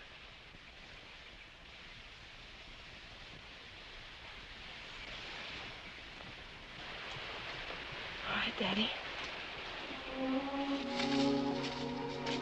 Becky.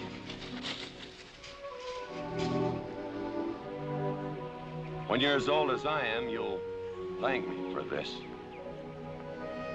Daddy, I'm full grown. I wasn't worrying about me. I was thinking about you and Mama.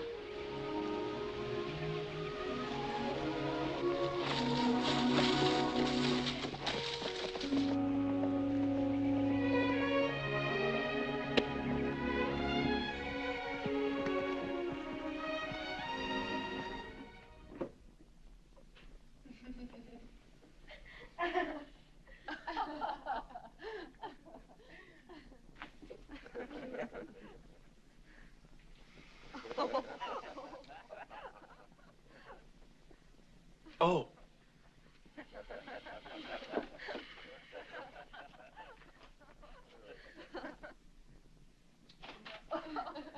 Well, sir, all 3 of them fell right out of the carriage. Well, it's getting rather late, Becky. It's bedtime. Oh, Mother. He brought this. He must have intended to use it. Oh, well. Sing us a song. Well, if you really want me to. Gosh, I haven't played in You quite know just right for me. Sure. It's the rage now. Oh. Oh. Dev, what are you doing? Oh. I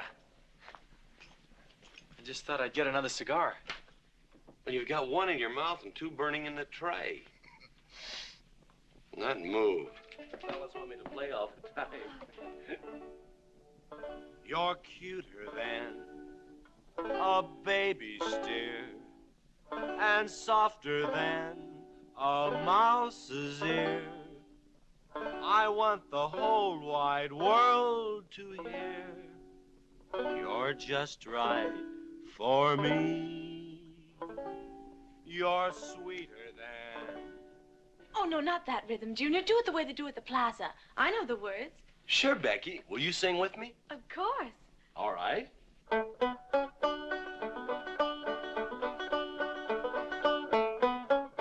love a man who's witty and smart and clever. It's your move. Oh. Oh, Deb, you're playing like an amateur. Let's call it an evening. I'd like to know where your mind is tonight. You're sweeter than the early spring, or bluebells when they start to Pretty good. Voice like her father. feel like a king. You're just right for me. Sweeter than honey, finer than wine. I'm sure they found you on that honeysuckle vine. I would melt in your embrace. You disappear without a trace. To die like this is no disgrace. This is the time. This is the place for you. Just Right for me.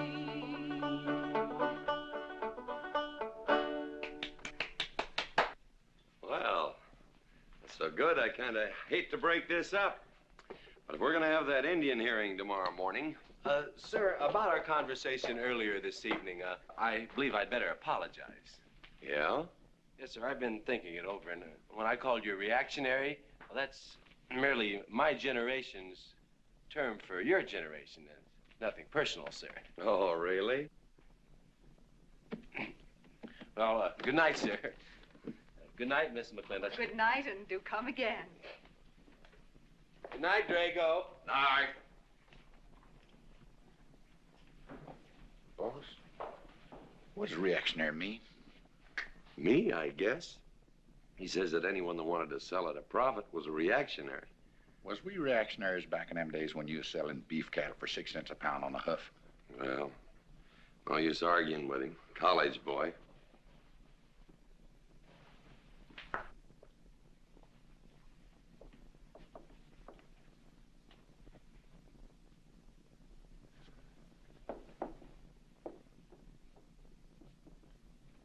Devlin Warren, if you was my kind of man, you wouldn't let some dude walk off with the prettiest girl west of Denver without putting up some kind of fight. Does it show?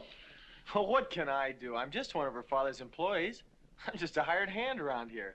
Every so often, Dev, you spill the strangest ideas. Everybody works for somebody. Me, I work for everybody in these United States that steps into a butcher's shop for a T-bone steak. And you work for me. There's not much difference. Daddy, the most terrible thing just happened. Junior's horse ran away. The one he rented at the livery stable. Tied up a rented horse by the reins. He's probably back in the stall by now. I think we could get Junior something that he can ride. What I'd rather do, Daddy, is drive Junior home in our barouche. It's a lovely evening, and I'm sure Uncle Drago wouldn't mind driving. I would, and I got the kind of manners don't keep me from saying so, just to be polite. I'll drive him home, Mr. McLintock.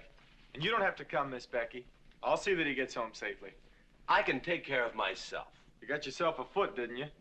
Dev, get the carriage. Drago? I'm going with them. Now you got me wrangling dudes.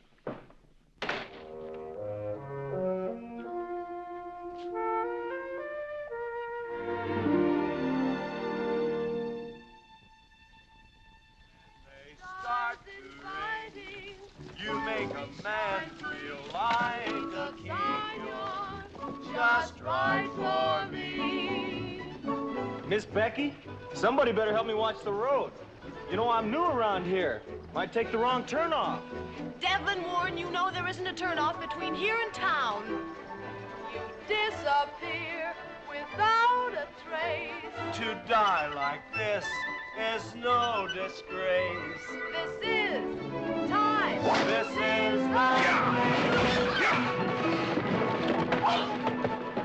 Devlin Warren, what are you trying to do? Kill us? Rather have your friend drive?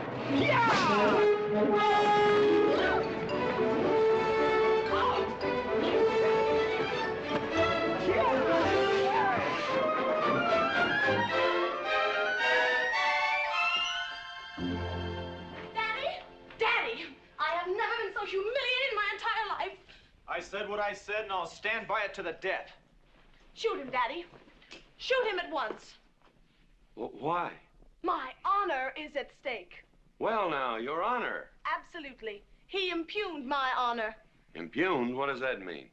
Slander. He slandered my honor. He did? I said what I said, and I'll stand by it to the death. He admits it, see? Shoot him. Well, what is he admitting to? Why, he called me a... I won't even repeat the word. I didn't necessarily call you anything, but I said what I said, and I'll stand by it to the death. Well, just for the tally books, what did you say? I said that any girl who would permit a man to kiss her before they're formally engaged is a trollop. He said it again. Shoot him. Now, hold on. No, don't hold on. If you're my father, if you love me, you'll shoot him. Well, I'm your father, and I sure love you. So? Oh, you shot him. You really shot him. Hey! He dies. If he dies, he'll be the first man ever killed with a blank cartridge. We use this to start the races on the 4th. Hey! I'm on fire! Oh, you poor dear. Poor dear? You'd have had me shot in cold blood. But it didn't happen. Yelling I insulted you and all. What you need is a good spanking. Dev! Daddy! Leave me out of this. I think I'll give you what you deserve. You wouldn't dare! Oh, wouldn't I? Ah! You'll think next time before you have someone shot. And this kicking and yelling isn't gonna help you. Don't you! Oh, Daddy! Wait a minute! Daddy! Oh, oh, Daddy! Help me! Don't! Daddy, boy, I hate you! I hate you! Mommy! Mommy! Oh, G.W., was that a shot?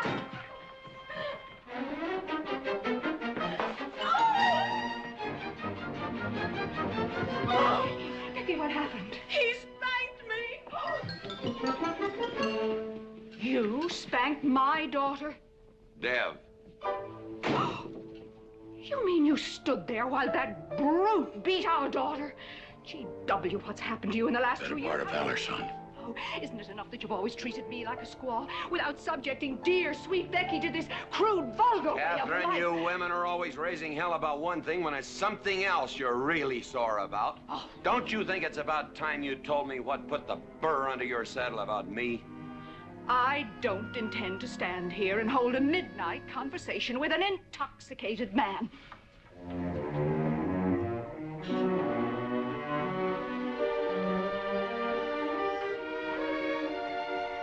And I am not intoxicated. Yet.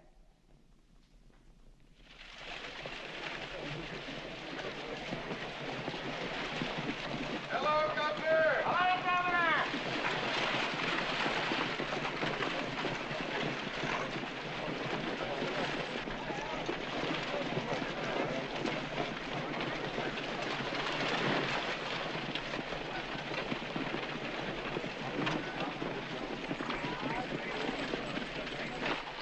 Chief Puma? Yes, Sergeant. Big McLintock, we know you get us fair judgment. You gentlemen, follow me.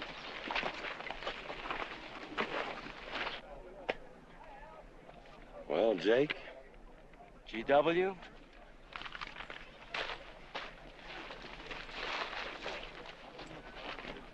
Well, G.W., it's been a long time. Not long enough. Cuthbert. Your husband is a rude man. Yes, Cuthbert, I know.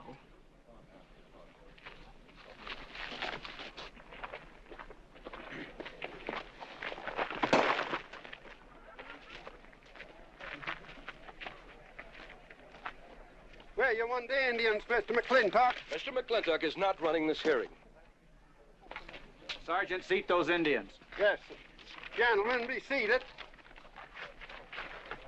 You know, the whole tribe here want to come into town. Proceed, Lieutenant. This hearing is now in session. Governor Cuthbert Humphreys presiding. Good luck, Daddy. Afraid it's a packed court. Government Edict number 826 has ordered that the Comanche Nation be transferred from their present reservation to Fort Sill. It is the government's claim, as filed by Indian Agent Agard, that these chiefs, after being released from prison by a kindly government, did then rouse and incite defiance among the tribe against said order. It seems, gentlemen, that although some of these chiefs speak English, Chief Puma is quite at home in our language, they have chosen Mr. McLintock to be their spokesman. I speak for the Comanche. Or rather, I offer this translation. Proceed, Mr. McLintock.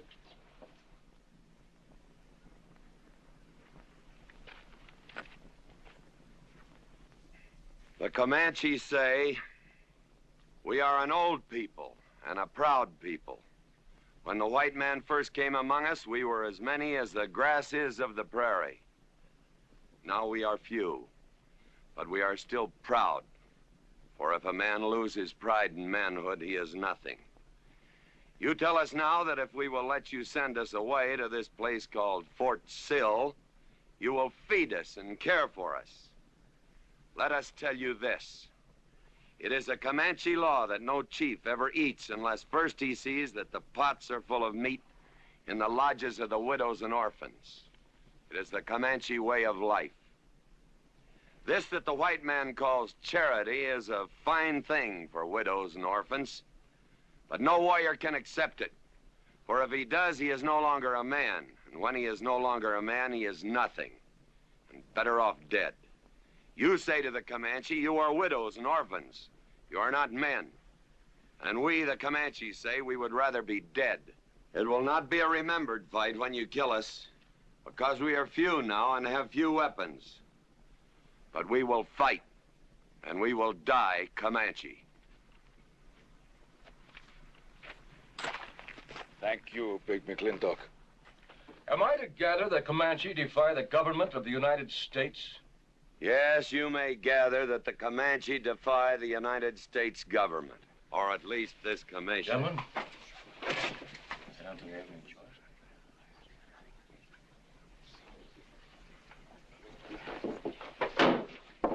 it is the order of this court that these chiefs be incarcerated until such time as the detachment of United States cavalry be made available to escort them and the Comanche Nation to Fort Sill.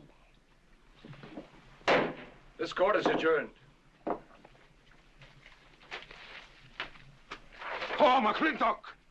You are important chief amongst these white people. Sway them.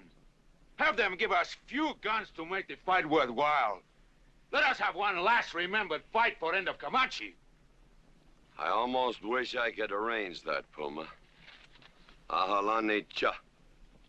Ahalani cha. Sergeant? Yes. Well, God, carry on. Gentlemen.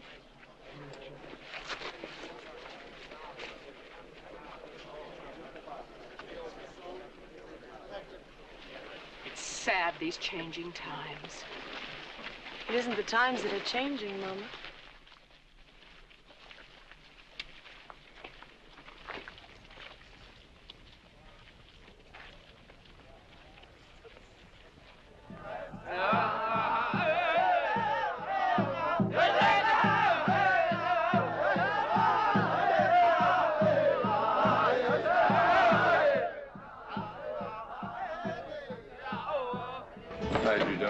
Hello, Lem.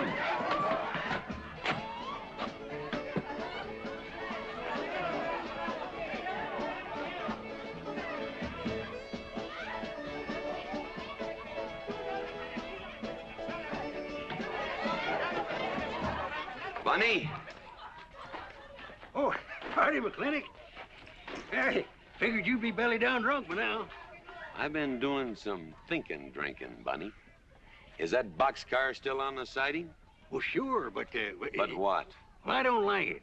You don't, eh? You figure if them Indians get out there and lead the cavalry on a wild goose chase, that great white father's going to get nosy. Get nosy, and he'll investigate. And when they find out how that side-saddle governor's been messing things up, they'll give those Indians a fair trial. That's live ammunition in that boxcar. You know what'll happen if them Indians get some guns in their hands? Somebody's going to get hurt. Is Puma's word good enough for you? Well, I don't... McLintock, you got yourself a partner. Leave me out of this. Hey, McLintock. Good night, Bunny. Good night, Governor. There is the Katie with her light red hair, sweet as the roses on a summer air. I'll find her somewhere while the moon is high and tell her that I love her, and I'll love her till I die. Katie Gilhooly, the master's home. Katie, Catherine Gilhooly McLintock, where's the woman of the house? Mr. McLintock. Oh, there you are. Mrs. Warren. Oh, good evening. I waited up for you, Mr. McLintock. Oh, how nice. I want to talk to you about something. Delighted. 309 times straight. I beg your pardon? 309 times straight without a miss. Gotta be a record. I suppose so. Now, Mr. McLintock, what I wanted to say... 2-pound Stetson, 6-inch brim, 53 feet in the air. It's gotta be a record. I'm sure it is, but the reason I waited up... Dagnammit, woman, can't you hold that glass still? Of course, sir. Now, down the hatch to my world's record. Down the hatch. Yes, sir.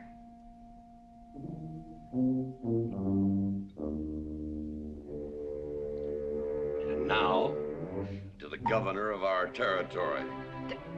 The governor of the territory, sir? Now, don't you stick up for him, Mrs. Warren. You're a fine woman, Mrs. Warren. But you'll certainly go down in my estimation if you stick up for Cuthbert H. Humphrey, governor of this territory. I don't mean to Down change... the hatch. Oh, yes, sir. Down the hatch. Cuthbert H. Humphrey, governor of our territory, is a cull. You know what a cull is, man? A cull is a specimen that is so worthless that you have to cut him out of the herd. Now, if all the people in the world were put in one herd, Cuthbert is the one I would throw my rope at. At whom I would throw my rope at. Natural-born cull. Another touch, ma'am? Oh, no, sir, no. Well, I don't mind if I do. Good. Can't walk on one leg. Oh, I didn't mean to be vulgar, ma'am. Can't walk one limb. It's all right. Sounds silly. Only a bird can walk on a limb. You know my wife? Her name's Kate. She insists on being called Catherine. Do you know her? Of course, Mr. McLintock, and that's what I wanted to talk Well, to you. she thinks that Cuthbert H. Humphrey is panting for her like a bull buffalo at the first green up of spring. But what Cuthbert is panting for is my money. Don't make me feel like I'm drinking alone, ma'am. Very well, Mr. McLintock, if you insist. Down the hatch. Good.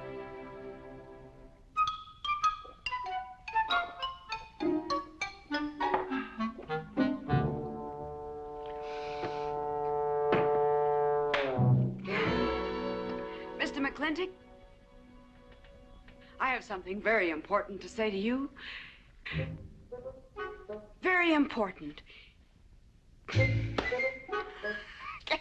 have to wait till the morning. Toodle. Oh, it's all right. It's all right. Betty, bye-bye.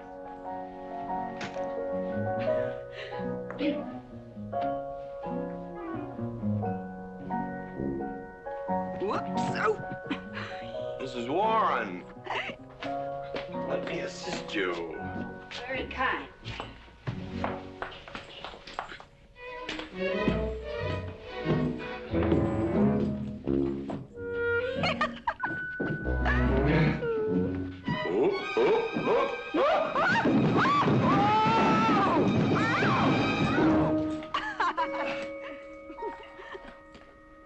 Whoops. What's going on here? Now, Catherine, are you going to believe what you see or what I tell you? Mrs. McLintock, hope you won't misunderstand. It's the first 100 women sitting on his lap that I misunderstood. Number 101 is quite simple. Now, G.W. McLintock, I have something. He's gone to sleep.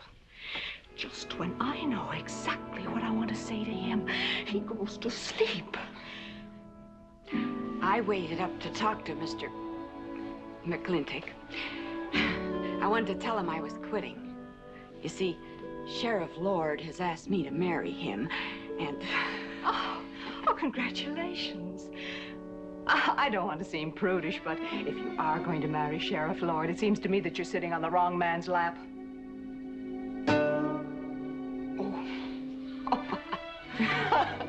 Come on, I'll help you upstairs and we'll have a long talk about men in general. Ladies, one moment.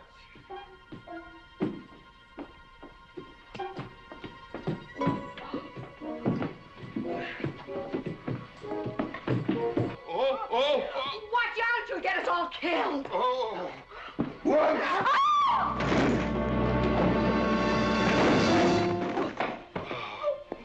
Wait a minute, ladies, till I catch my breath, and I'll get you up those stairs as sure as my name is George Washington McLintock.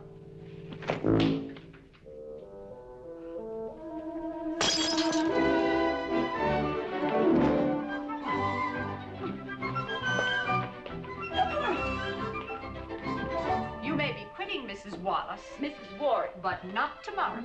I want my breakfast in bed. I want to... I know, toast, lightly brown. Somebody sure put a knob on my skull. Here's Katie. Speaking. Katie, why? Mrs. Warren was there. Oh. And there you was there. Oh. And there that whiskey bottle was there. Oh. And Katie's temper being what Katie's temper is, well, there you are. Drago, old friend. Huh? My wife does not understand me. Why, she means different than any other man. Come on, I gotta get you upstairs. Get you ready for that big celebration tomorrow. What?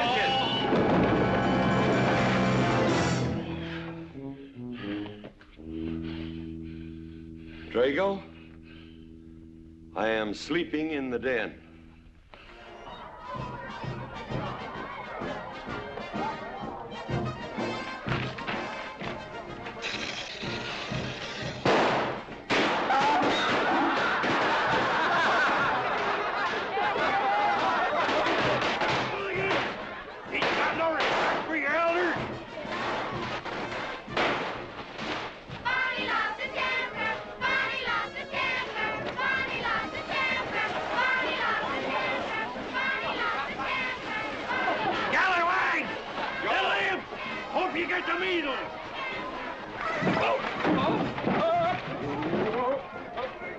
Come on, get him aboard. Is everybody ready? Man, number 5 needs a flank cinch. Get him one. Let us know when you're ready.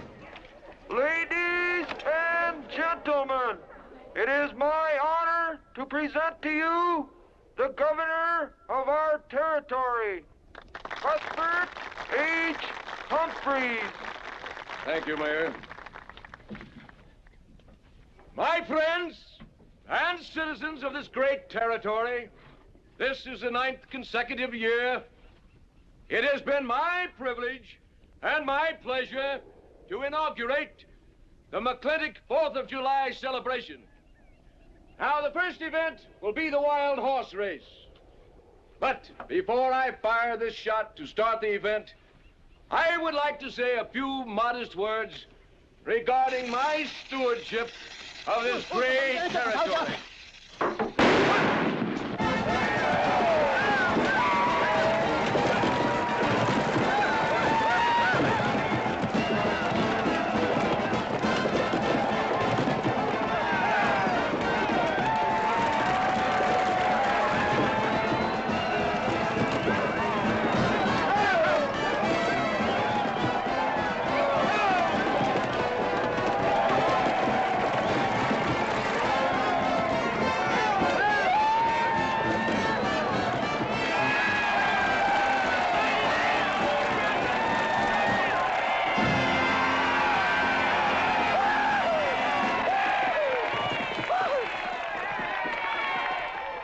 Professor Birnbaum.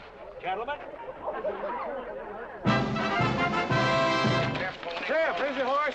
Come on, get them all lined up. Come here, King. Now, boys, you all know the rules. It's twice around the inside, once around the outside. First cowboy that hits that finish line without busting that egg is the winner. And I caution you boys about some of them eggs, because some of them eggs are last year's holdovers. All right, mount up.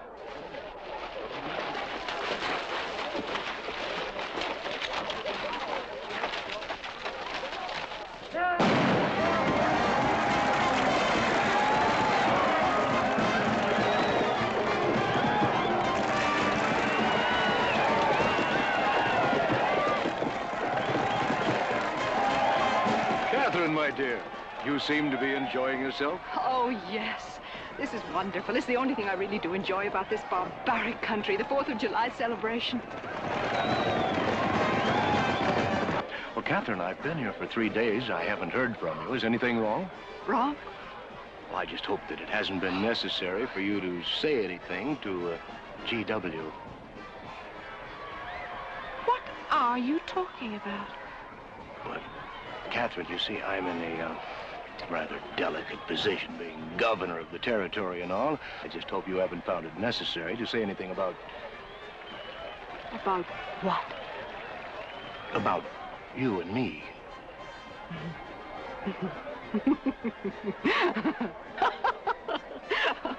Why, you pompous windbag. Do you think that you're the only man who's ever tried to play patty fingers with me, who's ever tried to lure me into the moonlight? Well, no, but Well, I'm a big girl, and I can take care of myself. My husband knows it. I can assure you, Governor, that your reputation is untarnished. Now, get out of my way.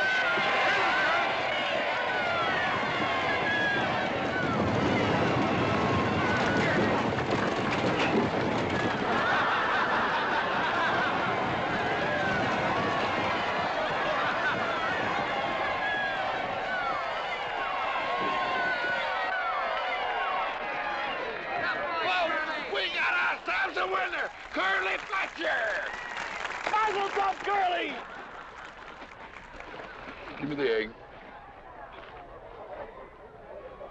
Disqualified. Here you go, Curtis. G.W., you'll never believe what happened over there. What? You smell a beer. Well, naturally, I'm drinking beer. Ladies and gentlemen, the next event will be a contest between the two bronco-busting champions of our territory. Remember the year I rode in that event? Wore your garters to hold up my sleeves? We had a bet, and I won it. George Washington McLintock, you are a very crude man. Well, I guess so, but that was a rough horse, like to jarred my insides loose. But it was worth it. 3 beers.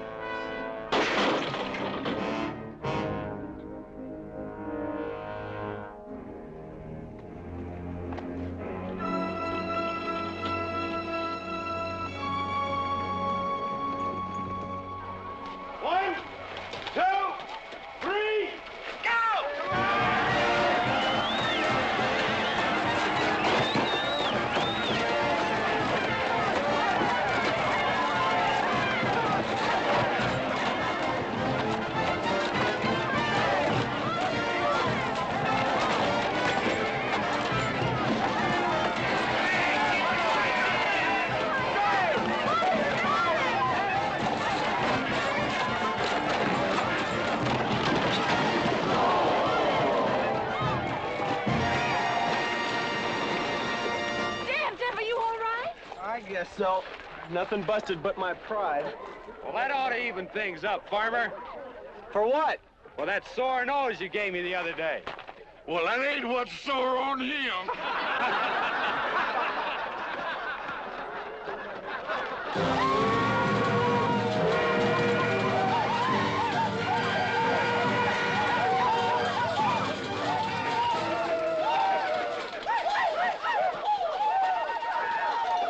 The closing event is the cow pony race. The finish line is at the barbecue. So start meandering. Come on. Now, what is that, false courage? Why, you know a Douglas doesn't ever use a thing like that. I want you to get on that horse, get out in front, and stay out in front. I'll be out front, Dad. All the way. Good boy. Now remember, stay out in front. That Agamemnon's a good horse.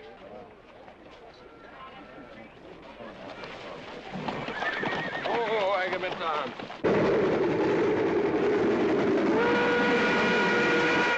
1140, and she's on time. Oh, boy.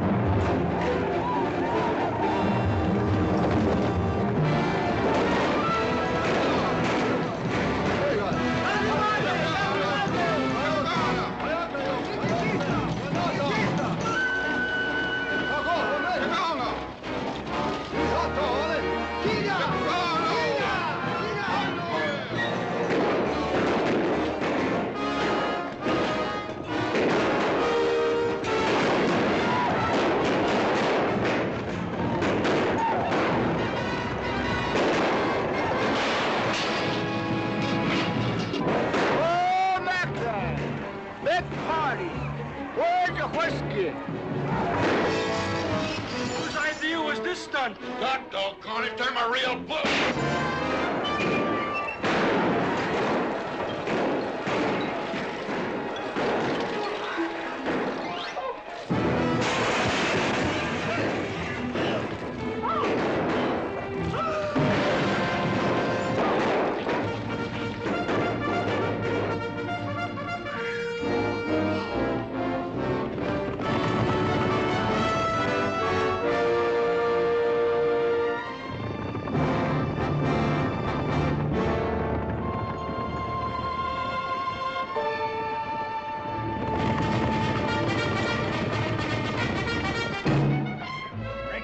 Excitement you'd want for one 4th of July, eh? Puma finally got his way, but I reckon he's riding out his last war party. We won't get very far. But one thing still has me puzzled. Where did they get the guns? I was wondering the same thing. My kidney's been bothering me. Funny? GW!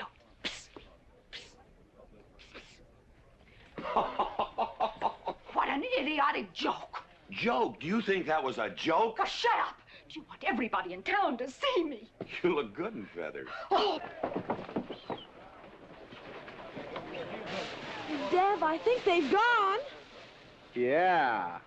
What are you going to do about it? What can I do? Nothing. Just like you've always done.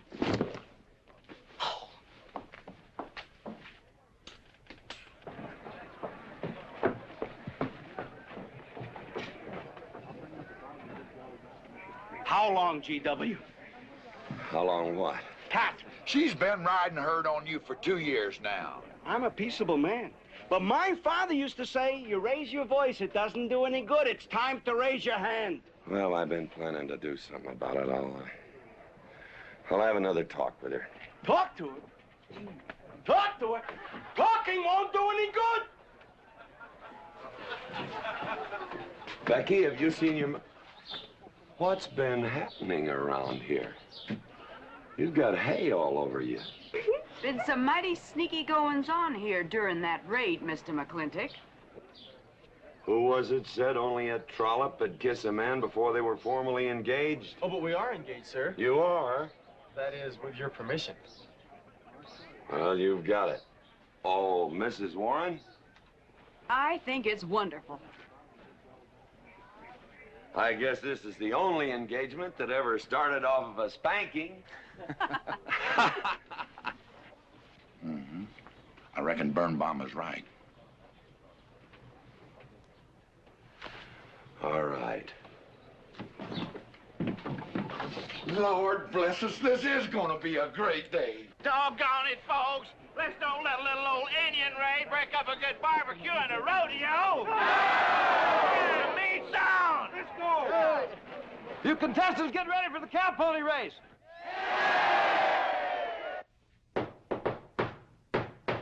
Who is it?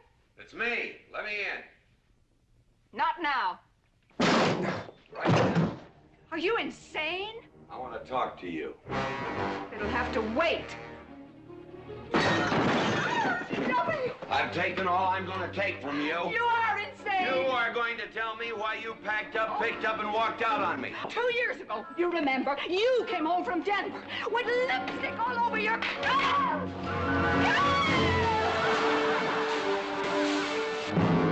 Lipstick on my collar. I've got the shirts to prove it. Who cares?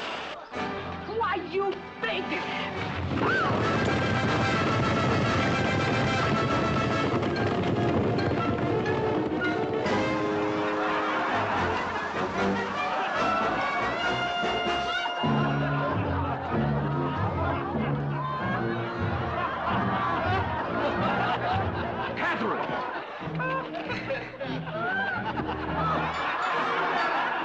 G.W., you are a ruffian. Cuthbert, you are right.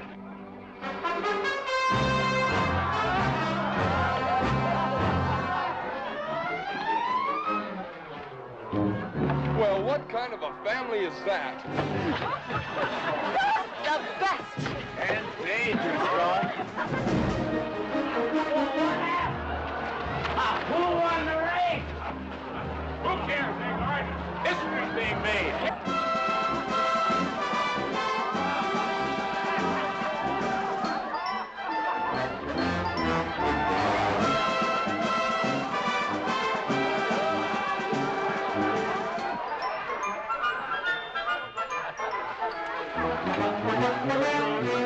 Yes, Rufus? I regret to inform you I've changed my mind about matrimony.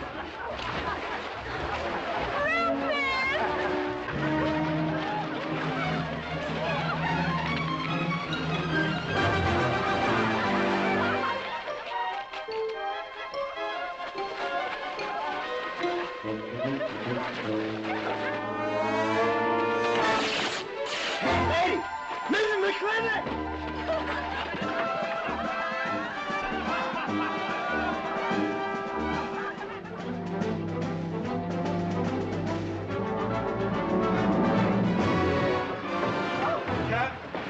Catherine! Get out of here. Hands up. All right, everybody out.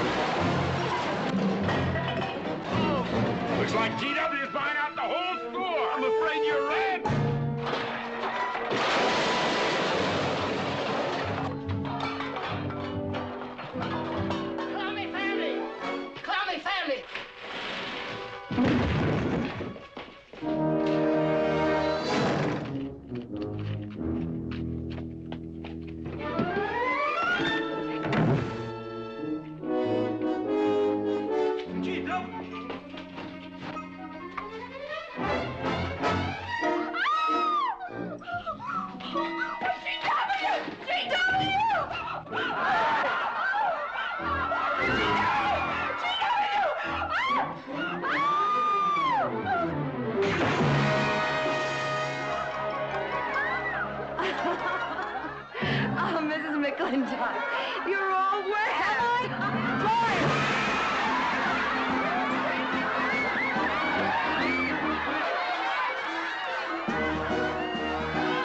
Wrong woman, G.W.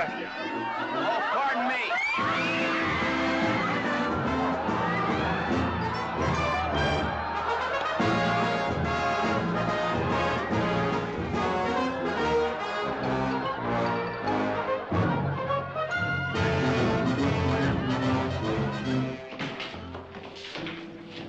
Mrs. McLintock, you setting a new style?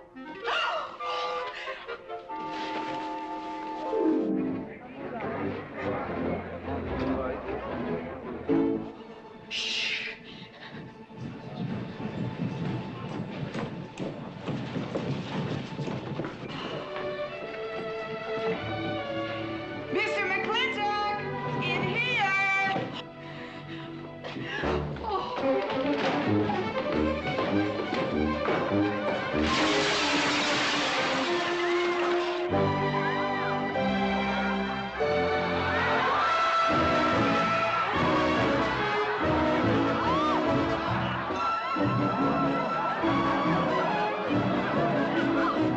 If I ever get through this humiliation, you'll rue the day you ever met me. Oh, belly aching, fight all you want. It won't do you any good. You've been digging those burrs into me for 2 years. Now you're gonna get your comeuppance. Thanks. My father would be proud of you! I'll make you prouder.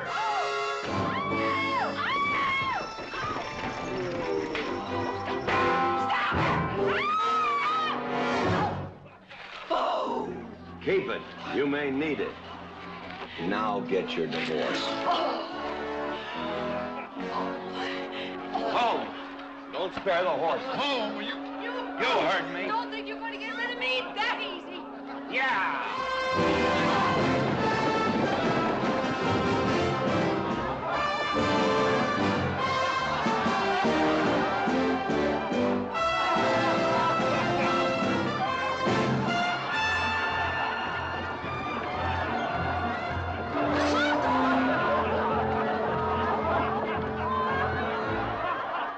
No more living in the capital? No. No more Newport in season? Nope. No more dancing at the governor's ball? No, GW. Happy day! 310 times without a miss. That's a record.